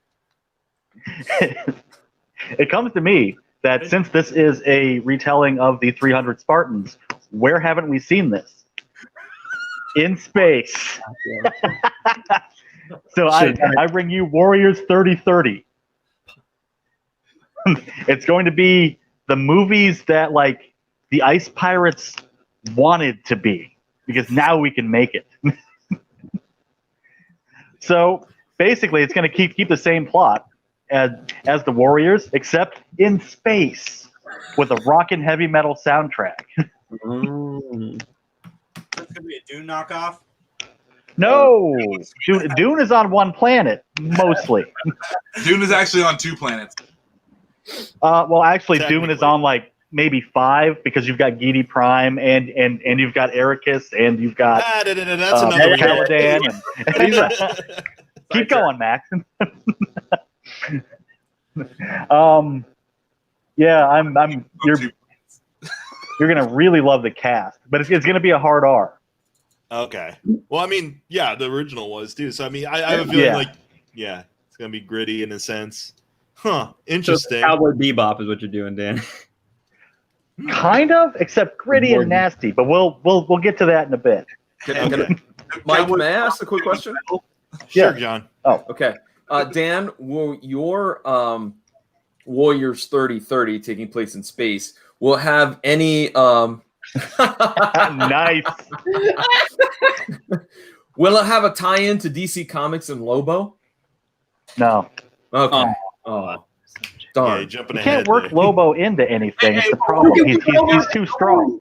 Don't be giving them ideas, okay? Like, no, this is you can't be feeding them straight good stuff like that. Nah, I'm saying.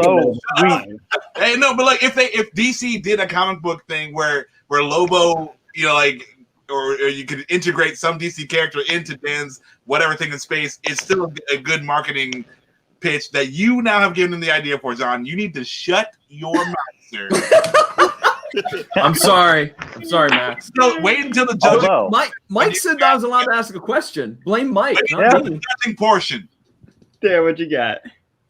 We will be repurposing those toys you just threw up, though. Because that's fucking awesome. We'll save that for the marketing. Okay. Oh yeah. See, there you go.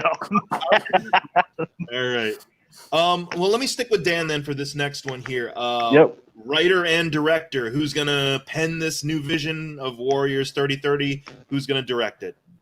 It's gonna be a 3-way team between Taika Waititi, Rob Zombie, and Tom Savini. Hold on. Wait, what? Hold on. Taika Waititi, Rob Zombie, and Tom Savini. I'm assuming Savini's in there for the practical effects you're going to be throwing into the mix. Yeah, but I want him to write too. He has written stuff. Okay. Are some this is just my own question. Are some of these warriors going to be aliens themselves? Yes. Okay, so it's not just like humans in space. They'll be like mixed species and or at least like people with prosthetics. Like okay. I'm not really big on the CGI for this one. Taika Waititi and Rob Zombie, are they sharing the director's chair, or what's kind of the dynamic? I wanted Zombie on for more of a conceptual thing, but he can help with rewrites. I would have picked him as main director, except I just don't want a whole bunch of shit talking rednecks the entire movie.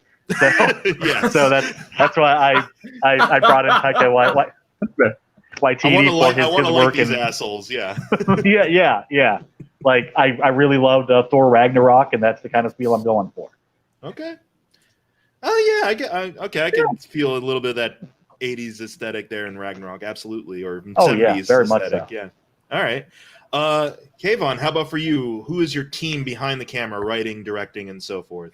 So for writer, I just, once again, just kind of hopping on to the bandwagon for Blade Runner. I'm just going to have to go with my boy. Let me pull up his name, Hampton Fancher. So for Blade Runner writer, Blade Runner 2049 writer as well. But for director, this is the one where I'm like, this is where the whole thing goes together. Because I was thinking, I want this to be fast, and I wanted to have a lot of character too. I want Guy Ritchie to do it. And I'm not talking like Aladdin Guy Ritchie. I'm talking about Snatch Guy Ritchie. I want nice. I want that Guy Ritchie, back to its roots kind of Guy Ritchie. That's what I want.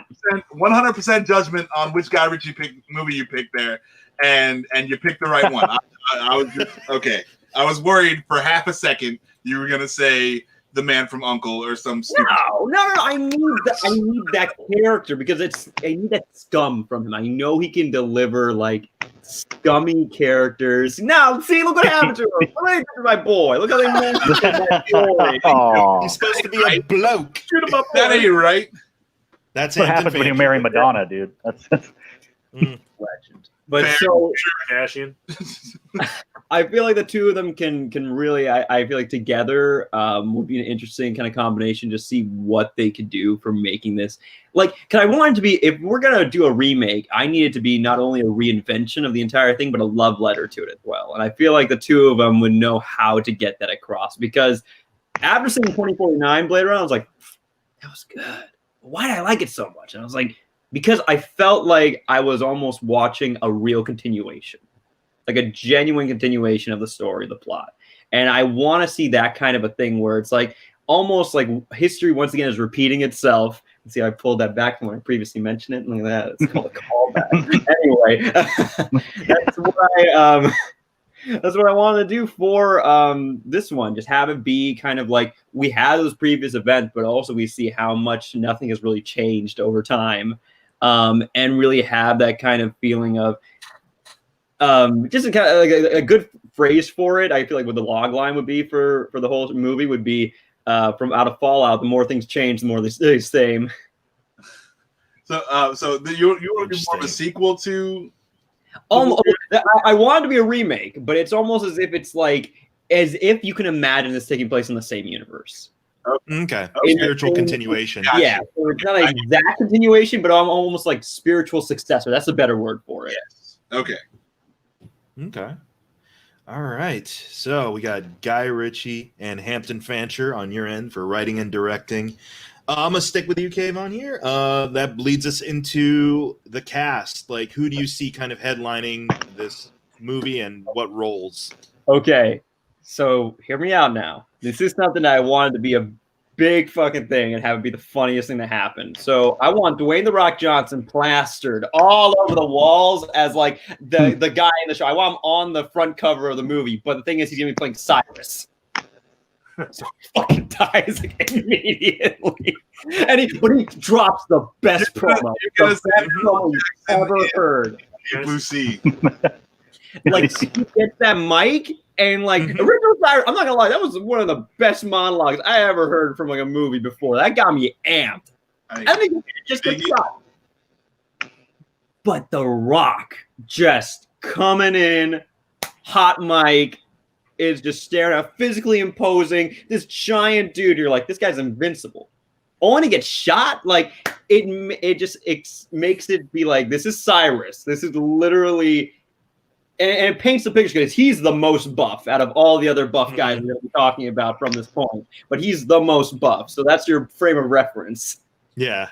Well, you will be stretching the believability of it because I don't know if The Rock can actually die. So we'll see. Yeah.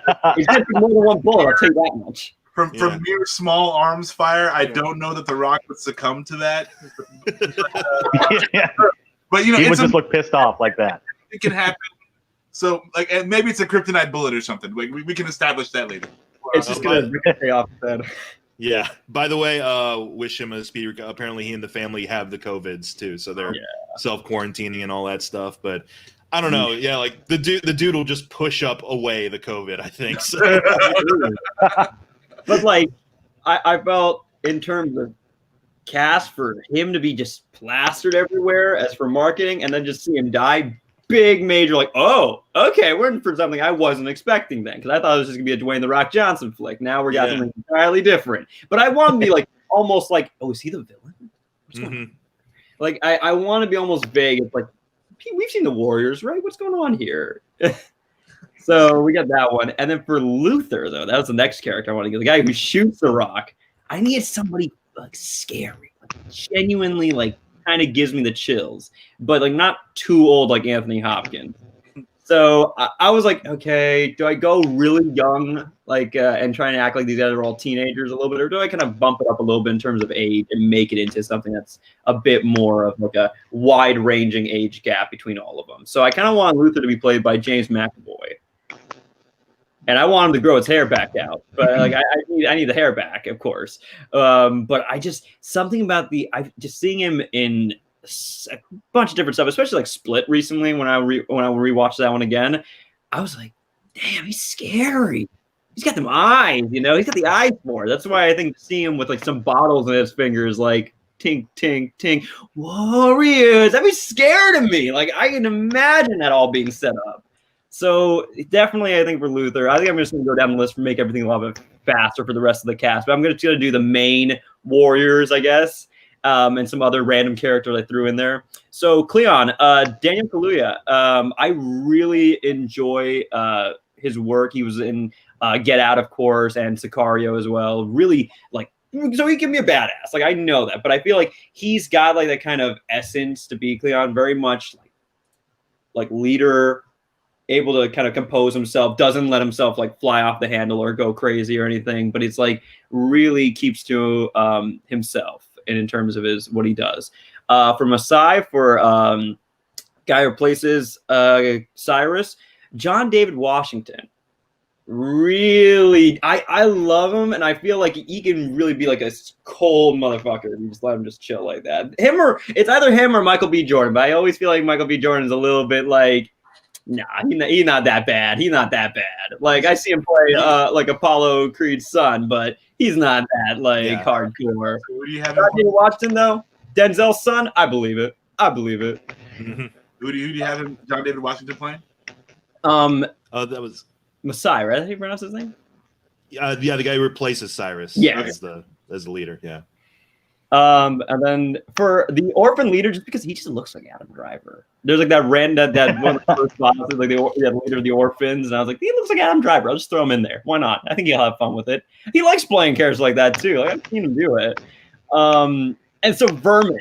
This was when I was like, I need it to be someone scummy, like scummy, genuinely scummy for Vermin. And I was like, Pete Davidson. Yeah, that could.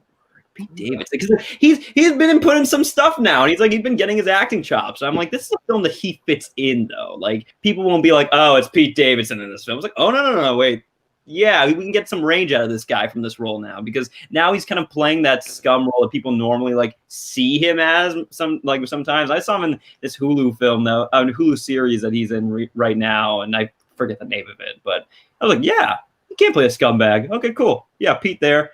If not Aaron Paul, but I mean, I still like Pete Davidson more. I think he just fits the aesthetic of what I'm going for.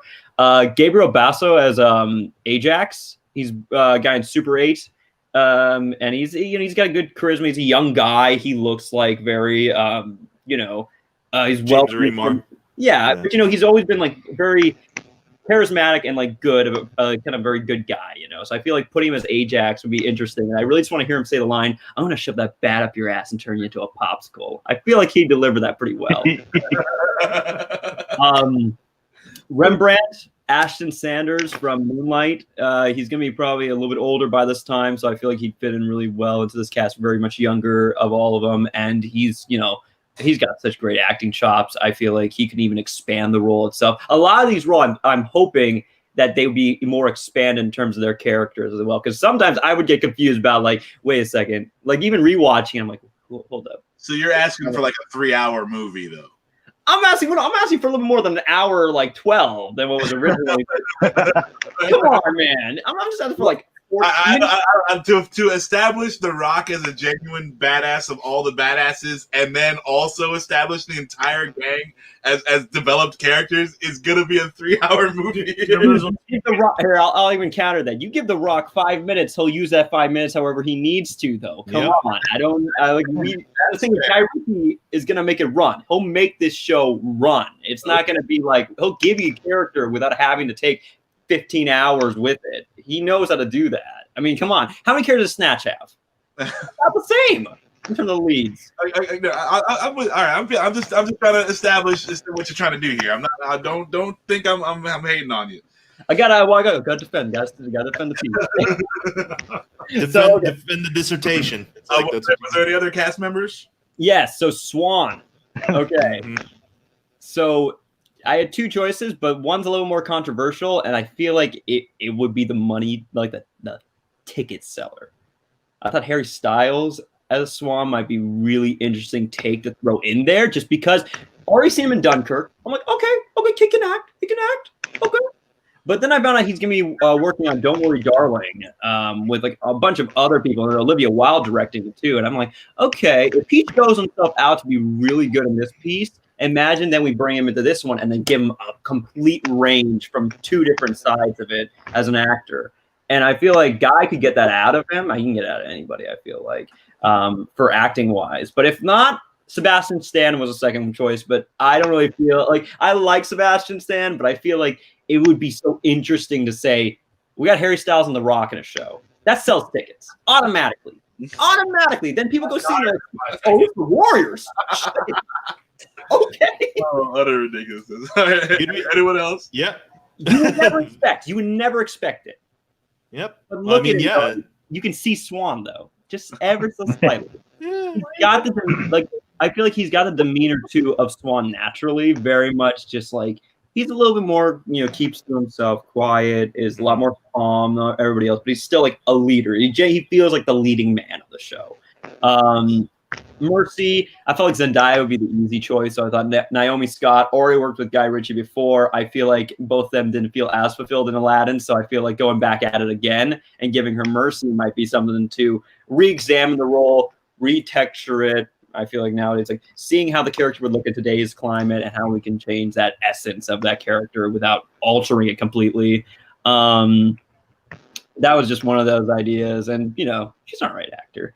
Cowboy Ansel Elgort, he already played Tex in Once Upon a Time in Hollywood. Like, I feel like that's right there. Yeah. Put a man in a cowboy hat, bada bing, you're good. Snow, Winston Duke. For Cowboy? Huh? Ansel Elgort. He was in Once Upon a Time, Fault in Our Stars. Yes. Cool. Run it. Other things. Oh, sorry, no, Ansel. I'm so sorry. Austin Butler. I'm so sorry. I messed that up. That was an old choice. Oh. Austin Butler was the one who played Tex. I got so confused. I was like, that doesn't sound right to me. Austin Butler. Scratch Ansel, Max. Get Ansel out of it. You got to sexual assault. You don't have to put in there anymore. It's bad for marketing. Bad marketing. Anyway, Snow, Winston Duke. The man is a tank. The man is terrifying. Oh my god! Like no, scary as fuck. M'Baku is my boy. That is my dude. I'm 100%. Yeah. Okay. I'm sorry. All right. No further points on that. Let's keep even going. when he was in Us and like trying to play up like being a nerd dad, I'm like, no, this nerd dad can take my head off. Yeah. Rip off a guy's head with your bare hands. Like I don't see that. But I mean, like even then, like even when he was playing like the nerdy dad, like seeing his tethered version, which is just still him, like just screaming out into an like terrifying, scary dude. Love it. Such a good actor. Fox, Ewan Rain. So he best known for Ramsey Bolton. Yeah, I was about to say. Yeah. Okay. So I thought, great actor, solid range. I felt like, he would be able to make a lot out of this like a smaller role, I guess you could say. Mm-hmm. And that's about all I got. I think that's like the main version. Christ. Yeah, that's a roster, man. That is. I mean, that's the whole scroll, man. Come on. For his lack of pitch, he made up for in cast. You gave me a week, damn. Yeah, you gave him. We did. Yeah, they gave him a week to prep. So for sure, he's just trying to beat Dan on a technicality. Like Dan has no more time. Yeah. Well, let's see here, because I don't know. Dan might pull off a hat trick here. Dan, who is your cast? Okay, keep in mind that most of my movie is going to happen like on spaceships and shit, and they're going to be like ramming each other, and it's going to be like an ultra-violent version of the beginning of episode 4, where like Vader walks on after everybody's fucking dead. so I didn't have to go young in my casting for the most part. So first, we got the narrator, who's also Cleon, is going to be Idris Elba. Cyrus is going to be Tom Hardy. One second. Interesting. Tom Hardy. Cyrus? He's not going to be wearing Bronson? something on his face. Holy shit. Yeah. I know. No. I know he can. Yeah, but he's not going to be wearing something on his face because that's always a Tom Hardy thing sometimes. Well, yeah. That's not. All right, carry on. Okay, for Ajax and Cochise, I've got Vin Diesel and I've got Gary Oldman. Now they're both going to have like tons of prosthetics, and Gary Oldman is going to look like some kind of like Cthulhu monstrosity. Wait, so the Warriors are like part aliens as well, right? Yeah. This is like outer space and 30-30, man. Like it's going to be all kinds of weird shit. Wait, which one was Ajax again? Vin Diesel. Ajax is Vin Diesel. Okay. Who's the other guy? Gary Oldman is going to be Cochise or Cochise. Yeah, I remember. Bro, and he's going to be a prosthetic. Okay. Now, awesome. Mercy, the chick that they pick up is going to be Felicia Day. Oh. But she's going to have like this gigantic armored vessel that just blows the shit out of everything. The DJ and also going to be Cyrus's like second in command is going to be Billy D. Williams. Whoa. Hey, I needed somebody with that voice, dude, because he's going to be like introducing like music like the whole show. Are they? So are they still playing Nowhere to Run out in space? I'd like to remake it by I don't know, like Bullet for My Valentine or something. It'd probably work. Lost on that one. Oh, you went down in the vote. I don't give a shit. Okay. He's had an hour and change. An hour. Yeah, I don't care. So Luther, I needed somebody like completely unhinged, like he looks in the movie, and who better than Mel Gibson? So I mean, just think about it. He's got his long Braveheart hair, sitting there with some bottles. Yeah, and his gang is going to be Walton Goggins and Michael Rooker. Holy shit! And they're going to be like the scum of the galaxy, and they like take off Tom Hardy with like, I don't know, like some kind of acid bullets or something, and he just melts. I thought you said there'd be no shit talking rednecks in your version, but oh no, not like Rob Zombie, like sitting at the kitchen table saying fuck, whatever the whole movie. No. I mean, I'm going to have shit talking rednecks, but they're going to move around a lot. And you got to admit that these are like the creme de la creme of shit talking rednecks. Yes, that's why they're the bad guys. We're going to have excellent bad guys in the movie. Yes. It's also rednecks in space. There's no such thing as South in space. Have you ever seen Outland? I mean, if Sean Connery can use a shotgun in space, then I can have rednecks. and for Swan, like that in space. For Swan, I've got Kiefer Sutherland. Oh, he's got that fun, grainy voice. I like it. Just think of him as like old, grizzled Luke Skywalker in Wing Commander. Does he have his get up from the Lost Boys since it's in space? You know, sure. Gotta love Big Boss. Except he's got like some kind of like disease going down like the left of his body, and he's got like his veins are all sticking out, and it's really weird and scary looking. Yeah, there you go. Oh my God. Anyone else? That's my cat. You have a task. Wow. Dan, you do big things in a small package. That's a lot of power right there. This will be a nice second feature following because Walter Goggins and Mel Gibson are doing a dark Christmas movie together right now where Mel Gibson is Santa Claus and Walter trying to kill him. Walton. Together again. Wait. Santa Claus is trying to kill the Waltons? That's awesome. Trying to kill Santa.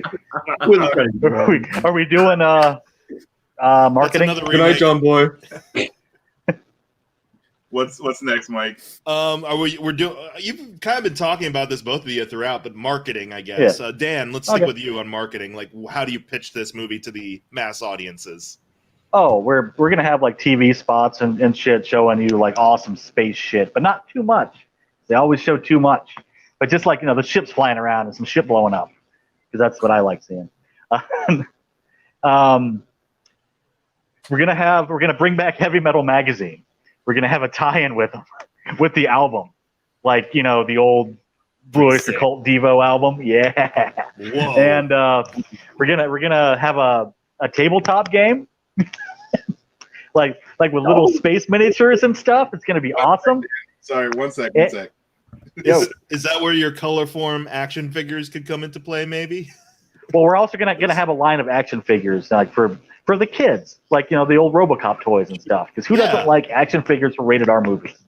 Yeah, who doesn't want an action figure of rednecks in space? After the Labo with Heavy Metal Magazine, but before the toys.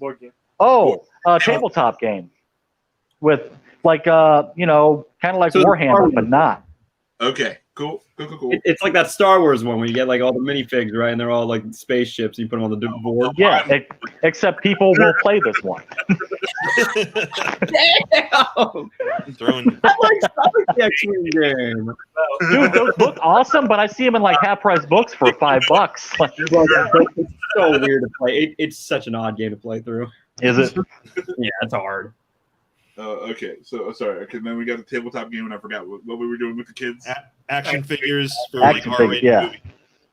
Okay. Never Vin Diesel action figure. See? but it's not just Vin Diesel in a car. It's Vin Diesel with a spaceship with weird Cthulhu bits on him. There you go. Who doesn't want Vin Diesel with tentacles? Is that it, Dan? What's that? Yeah, that's all everything? I got. All right. Yeah, I'm not doing Taco Bell this time. Yeah, no Taco Bell. So I will be having a Taco Bell advertisement in my. No. I'm gonna. I really want it to be like underground, like almost as if it's like an ARG in a sense. And I wanted to be like you had random like we would pay for the spot, like wherever the wall would be for the actual ad. And it would just be like graffitied on who are the Warriors or stuff like that. Or Warriors come out and play, and people could like graffiti over it and put like other shit. And it would just be like kind of that thing where people can have that free spot for taggers, for people that are like kind of on the lower end of like, you know, right outside the law doing crazy shit with it. But I want to people connect to with that naturally. So it's not like, oh no, we're posing. It's like, no. This is like as if it's going to happen.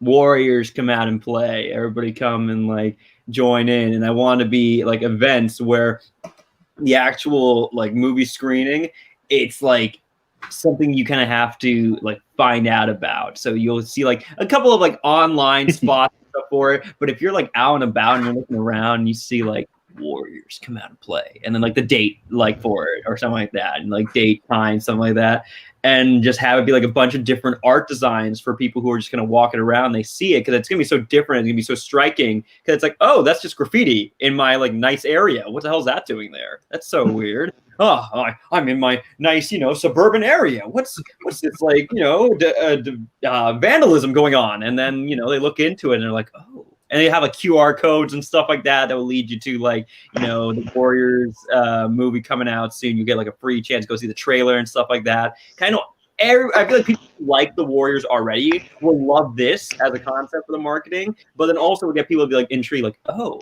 there's just some random graffiti around our area that's like saying all these cryptic messages. So that was like my idea. And then of course also Taco Bell ad. We had like the Warrior box with like, you know, a burrito with maybe it's gonna have like some hot sauce in it, maybe some like Fritos chips in there, you know, put something cool. The Warriors box. You're not playing it, JT. Yeah. Jason, don't play it. Do not play it. Kaivan, you don't understand. You've dangled a carrot in front of Jason. Yeah. I will not play it unless Kaivan asks. Don't do it. Don't do it. Don't do it. Tell you what, we can share it with you later, perhaps. Okay, fine. I cannot help you. we're on time crunch. Let's get through this and then we'll come back. So okay, well there we have it. Pitch, writer, director, casts, and marketing there. Max, do you need a little time to deliberate? Yeah, I do. I was hoping that somebody would just wow the pants off me, but like you both have done that, so I need to take some time to think about this because in that case, anyone else have some further questions for either contestant here about their ideas? Yeah, Peanut Gallery, let's go. Just a comment. I feel like with some twists, Dan could actually have a movie of Space Jam 3. You just do a couple of you know, as long as the Looney Tune characters can like, you know, throw the other players on like spiked bleachers or something, I'm cool with it. The Looney Tunes are a gang in Dan's movie. Yeah. Dan, you could do like roller jam, you know, like roller ball. Remember that? Roller ball. That's what you could do, the old good one or the crappy remake one? No, not the crappy remake with LL Cool J and Chris Klein. Like the one that starts out with Bach, right? Yes. Okay. You could put that in. My only note to Dan would be Mel Gibson with Walter Goggins. I would have done Danny Glover. Whatever. No, Walton Goggins. Say his name. Walton Goggins. Sorry, that's his name. We spent you would have done what? Worried about saying J-Rock's name, and you're not going to worry about Walton Goggins. Poor guy. That is fact. You're gonna interview him like 5 years from now, and he'll be like, "What demanded?" and he's gonna be very angry. Just call him Walt for short. Cut out that. Yeah. Hey, Walt. Walt. I was actually curious, Kaivan, with regards to inclusion of The Rock. Are you going to take his phone away from him during filming? Yes. So that he can't tweet about it. He can't tweet about anything. No, for him, it's very much like you get in, you do your part, get out. We don't even talk about that you're in it, and then suddenly when people are like, "Oh, The Rock's in this," and The Rock's like, "Yeah, I'm in it." Like I want him to be like, "This is your." I need you to be very much scummy persona. You had like, "Yeah, I mean, I guess I'm in it." You know, you want to go check it out, and just like be a little bit like miffed about it. Honestly, that like we don't. Honestly, not marketing this. This is actually a little bit weird because normally he's such a like all right, guys, time to get litty. It's time for Baywatch, the summer movie of the year. Yeah, that's what I was meaning. It's like he's got such a minuscule role actually in the idea, but then it's like, you know, you've got him, and he's all about hype. He hypes things up that he's a part of. Absolutely. I wanted almost to take on the persona and be like very cryptic messages. If anything, if they were going to speak about anything, cryptic messages.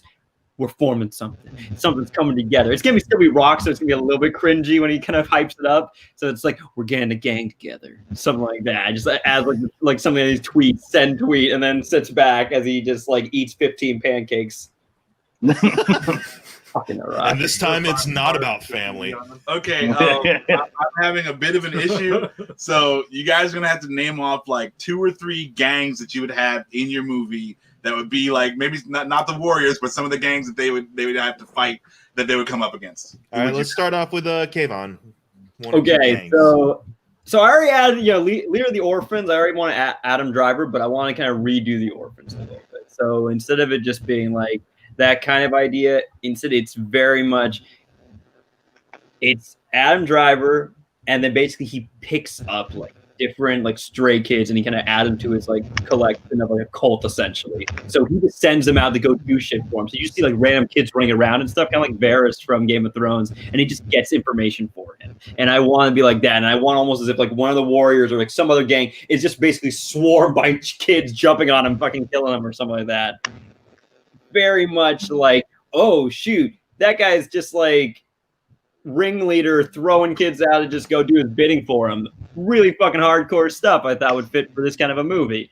So that was one of the gangs. The other ones, I really wanted like hypersexual, like over the top, like very much. If I could put into perspective, the drag queen from Escape from LA. Okay. Like that level of like very much tall, high-heeled boots that they use to like step on people's necks as they're walking past kind of situation. So very much like Amazonian, overtly sexual, very gender fluid gang, and they're just absolutely terrifying and badass. And they just carry like men around on chains and stuff like that. And it's like, shit, man, I don't want to be like that. I don't want to be like that. so like I want like gangs that strike fear into the heart instead of it just being like baseball furies, even though they were scary as fuck too. So yeah, baseball furies. I have your hypothetical gang listed as Amazon Queens. Is that we'll do that. A fair assessment. Yeah. Yeah. As a chase all name. So yeah, so I think reimagining of the Orphans, Amazon Queens, I think that's a solid name for it. And then so instead of baseball furies, I really just wanted to be like, these guys are absolute meatheads, like steroids to a T, completely just overjacked. Like, how do I give an example of it? The super mutants from Fallout, just overtly huge, giant, crazy, and they were just like an experimentation by the government, like because nothing's regulated anymore. This fucking people can just get like extra add-ons, and like that was another gang. Everybody who just has a bunch of not amputations, what do you call them? Augmentations. Thank you. Yes, augmentations. But instead of these guys, it's like pure. We are full, like our own natural body strength through using like steroids. But like these are just jacked bros, and it's just the Warriors having to run from them like a clear, like running of the bulls. So I wanted that kind of, instead of the baseball furies running after them, it's like them and a herd of just giant, jacked dudes. Just a bunch of Terry Crews. Yeah. Okay. Yeah. I'll Michael Clark Duncan, Terry Crews. Yeah, okay. You could probably get like John Cena on here. Yeah. We'll get the whole roster. We'll throw in everybody from WWE to AEW. We'll throw them all in. Okay. Cool. All right. We'll call them the Roids. There you go. That's your name. Any other gangs? Besides the Roids, the Augmentation Gang, these guys were just gonna be like all cybernetics. Like they would be able to like have heat seeking, see them through like in the middle of the night. You can see like their heat signatures and stuff like that. So very much having to try and fight against that. And they have their own like augmentation, but these guys are like, they know to hack code and stuff like that and access like cameras. And I feel like these are guys who are also kind of working with Masai and the main gang because they know where everything is in the surveillance state, even though it is already a surveillance state. So the cops are able to get all around too. That's another factor. Cops are all over as well, so they got to deal with that. Another gang you're gonna run. Yeah, that's a whole other gang, and so having those two basically being able to track moves and stuff like that, knowing where those kind of dead zones are, where there's no cameras, is also gonna be an interesting thing I think to fit in there. Besides that, those are like the major ones. The rest of them, like if he could do like rechange Blizzy stuff a little bit, or change like the Jones Street Boys, the Destroyers, like do some other stuff. But I feel like those guys in particular are my main newest additions. All right, Dan, how are you feeling? What gangs did you have in your ward? Space gangs? Space gangs. Yes. Thanks, Mike. I'm done. No, hold on.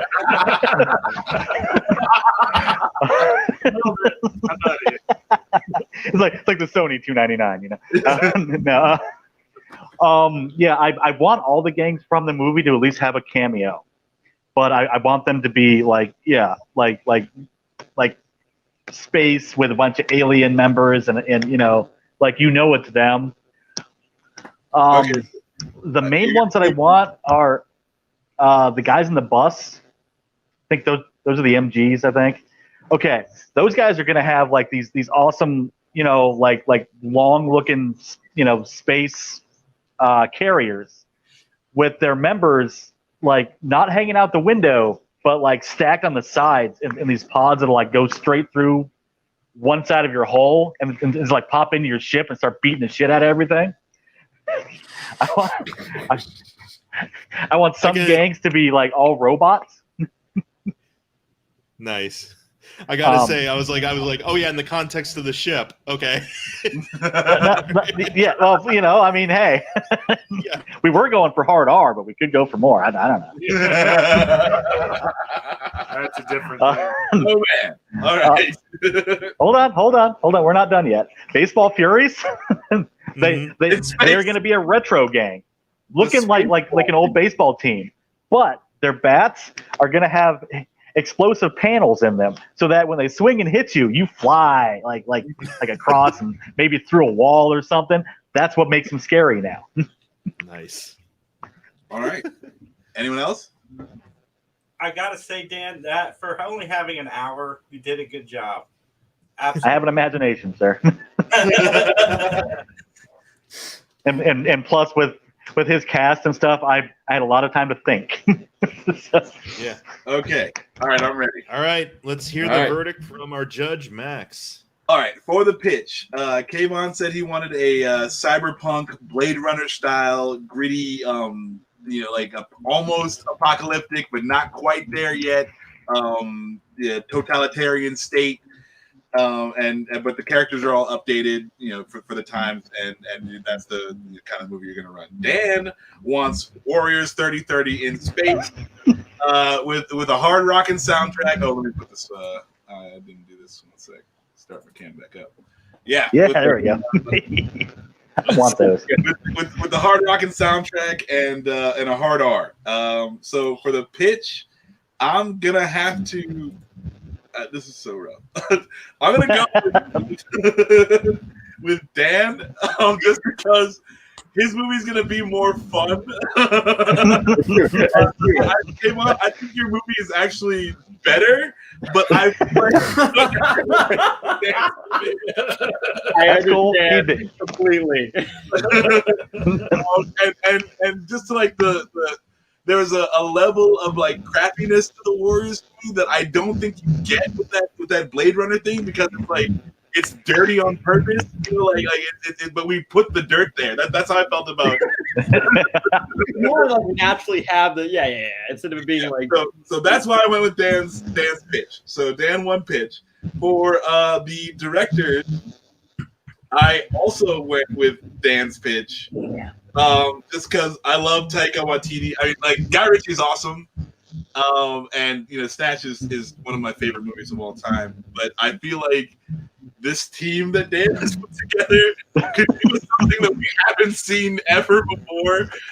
These guys are just so crazy in their own way. that I feel like this soup that we've got going on is gonna be something special. I agree with you. I want to see what Taika and Rob Zombie do. And I mean, like, I would like to see Guy Ritchie do some sort of crazy space mobster thing. I think that would be, or a future mobster thing, like that would be good. But for this, like for the crazy, like out there-ness of the movie, I really think that these guys need to be in charge of it. So that's my director is writer-director crew. For the cast, I had to take Kaivan's cast. I had to. The Rock as Cyrus is beautiful. And it also, yeah, if you can do the marketing where it looks like he's really in the movie, but then you find out he's Cyrus and he dies in the first 3 minutes, like that is great. I love that. I love. I have a weird relationship with him, but I know he can act, so I think we can get the best out of him. I like John David Washington. I like Daniel Kaluuya, his last name. And yeah, you just got a great cast here. Dan, your cast is good, but they're all like old dudes. Yeah, and I just I don't see that movie because like they're gonna need help with the effects, the fighting, stuff like that. I don't feel like we can update the action with your cast, whereas with the younger cast, a lot of these bigger names, I feel like there's a lot of stuff we can do, and there's more different situations we can put them in, and so I feel like Kaivan's cast, we have to roll with them just because it's got a lot more star power, so that's going to draw more people into the movie, and it's a younger crew, so I mean, we can just do a little. I'm not trying to see Emperor Palpatine have lights in. Not. As long as we can stick Mel Gibson in his film, I'm cool. This is like drunk, scary Mel Gibson. For Mel Gibson. We'll call Kaivan's people. We'll work it out. We'll get the roids cap. We're just getting Mel Gibson on roids again, so it'll be like Braveheart. Yeah. See, yeah, but it's cool. He's get him drunk and throwing up and film it. It's fine. All right. For the marketing, and this is what made it hard for me, I got to go with Kaivan's style of marketing too. I really like the underground marketing with like a QR code over here, and you can scan it, and then but like letting people like, hey, I'm inviting you to add to my work. So everywhere you go, the marketing is going to be different depending on the people who live there. So that I thought that was really cool, and then you can kind of get that rolling with the spirit that you're trying to make it, and not like a poser spirit, but a come join us in this, and be part of it sort of spirit. I feel like that's really cool, and if you can make that work, that would be the first time that happened. So I'm down for that with a more viral start, like an underground marketing, and you let that build up with the people who actually love the film, and that kind of caters to everyone in a good gesture. So I really like that marketing style better. All right, so that tied everyone up. It's a tie. Dang. And I couldn't really decide like between you, like who I like. But so it came down to the gangs. I'm gonna have to go with Kaivan on the gangs. I like the ideas that the cops. You mentioned the cops in the gang, and they're always lurking, and they're always like they know. So like they could be the space police in Dan's movie. But they would be a gang of sorts, and I like the super jacked, like not necessarily baseball furies, but like that just dudes like are all roided up, all about the the sport and being better as a person and yada yada. So I like that idea of the gang. I love the Amazon Queens as the gang. That's another good idea. So yeah, and then the orphans with their like I figured that's like. They do the same things as the cops do, but like, they're using people, so it's like a little harder and information. That's the currency. Right, and it's like it shows the different ways that people exist and stuff like this. So I like that as a concept, and I like your guy that's leading the orphans. So I mean, that's all said and done. So this one is going to go to Kaivan. Yes. Yep. I'm ready to see this movie. Like that's it's going to be a crazy zany adventure, but you're definitely the winner on this one. Hey, I'm gonna have to steal some stuff from Dan. Though, I gotta be honest. After hearing live, I was like, "Oh, We can do a collaboration. We can dump Tom Savini and add your director. And I want Tyke on anything. Ever since I saw What We Do in the Shadows, and I saw now the lead guy Nandor has the same name as me. I was like, Taika, you're hitting everything. Oh, dude, it was JoJo for me. After I saw JoJo, I'm sold on Taika. That dude has got my money whenever he's got a project. Nice. All right, that's been our remake. Awesome. Thank you. Congrats, Kayvan, on that. Kayvan. Good debut. Quite damn. Where they can find you. Oh yeah, you guys, if you're on on the social, you can follow me at Swab Kebab.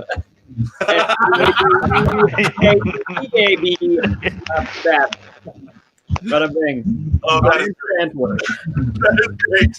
Oh man, why hasn't anyone else thought of that? I was like, that's amazing. Nobody does it better. I gotta say, we say this. People say this a lot, but I genuinely mean it. Anytime you want to be on this podcast, you have a seat. You have a spot. You are fantastic. I didn't get into your window pitch because I'm hoping maybe we can do that as an episode of Remake, and if we do, you're definitely going to be first choice for that. So just sequester that one away. Beautiful, but here's our schedule for the weeks coming up. Oh, geez. I spent hours on this. I don't want to talk about it. Jesus. You know what? Maybe next time just don't try. Oh, no. Yeah.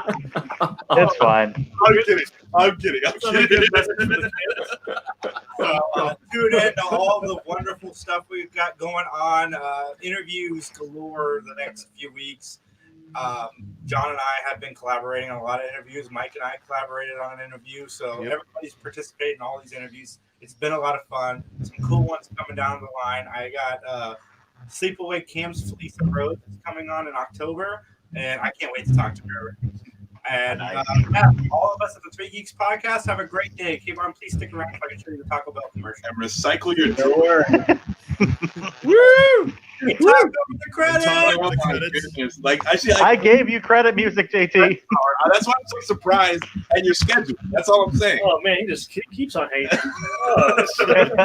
Hate. Great things from you. I for Dan's gang, I kind of wanted to be like old school '80s stuff, like the Golden Girls.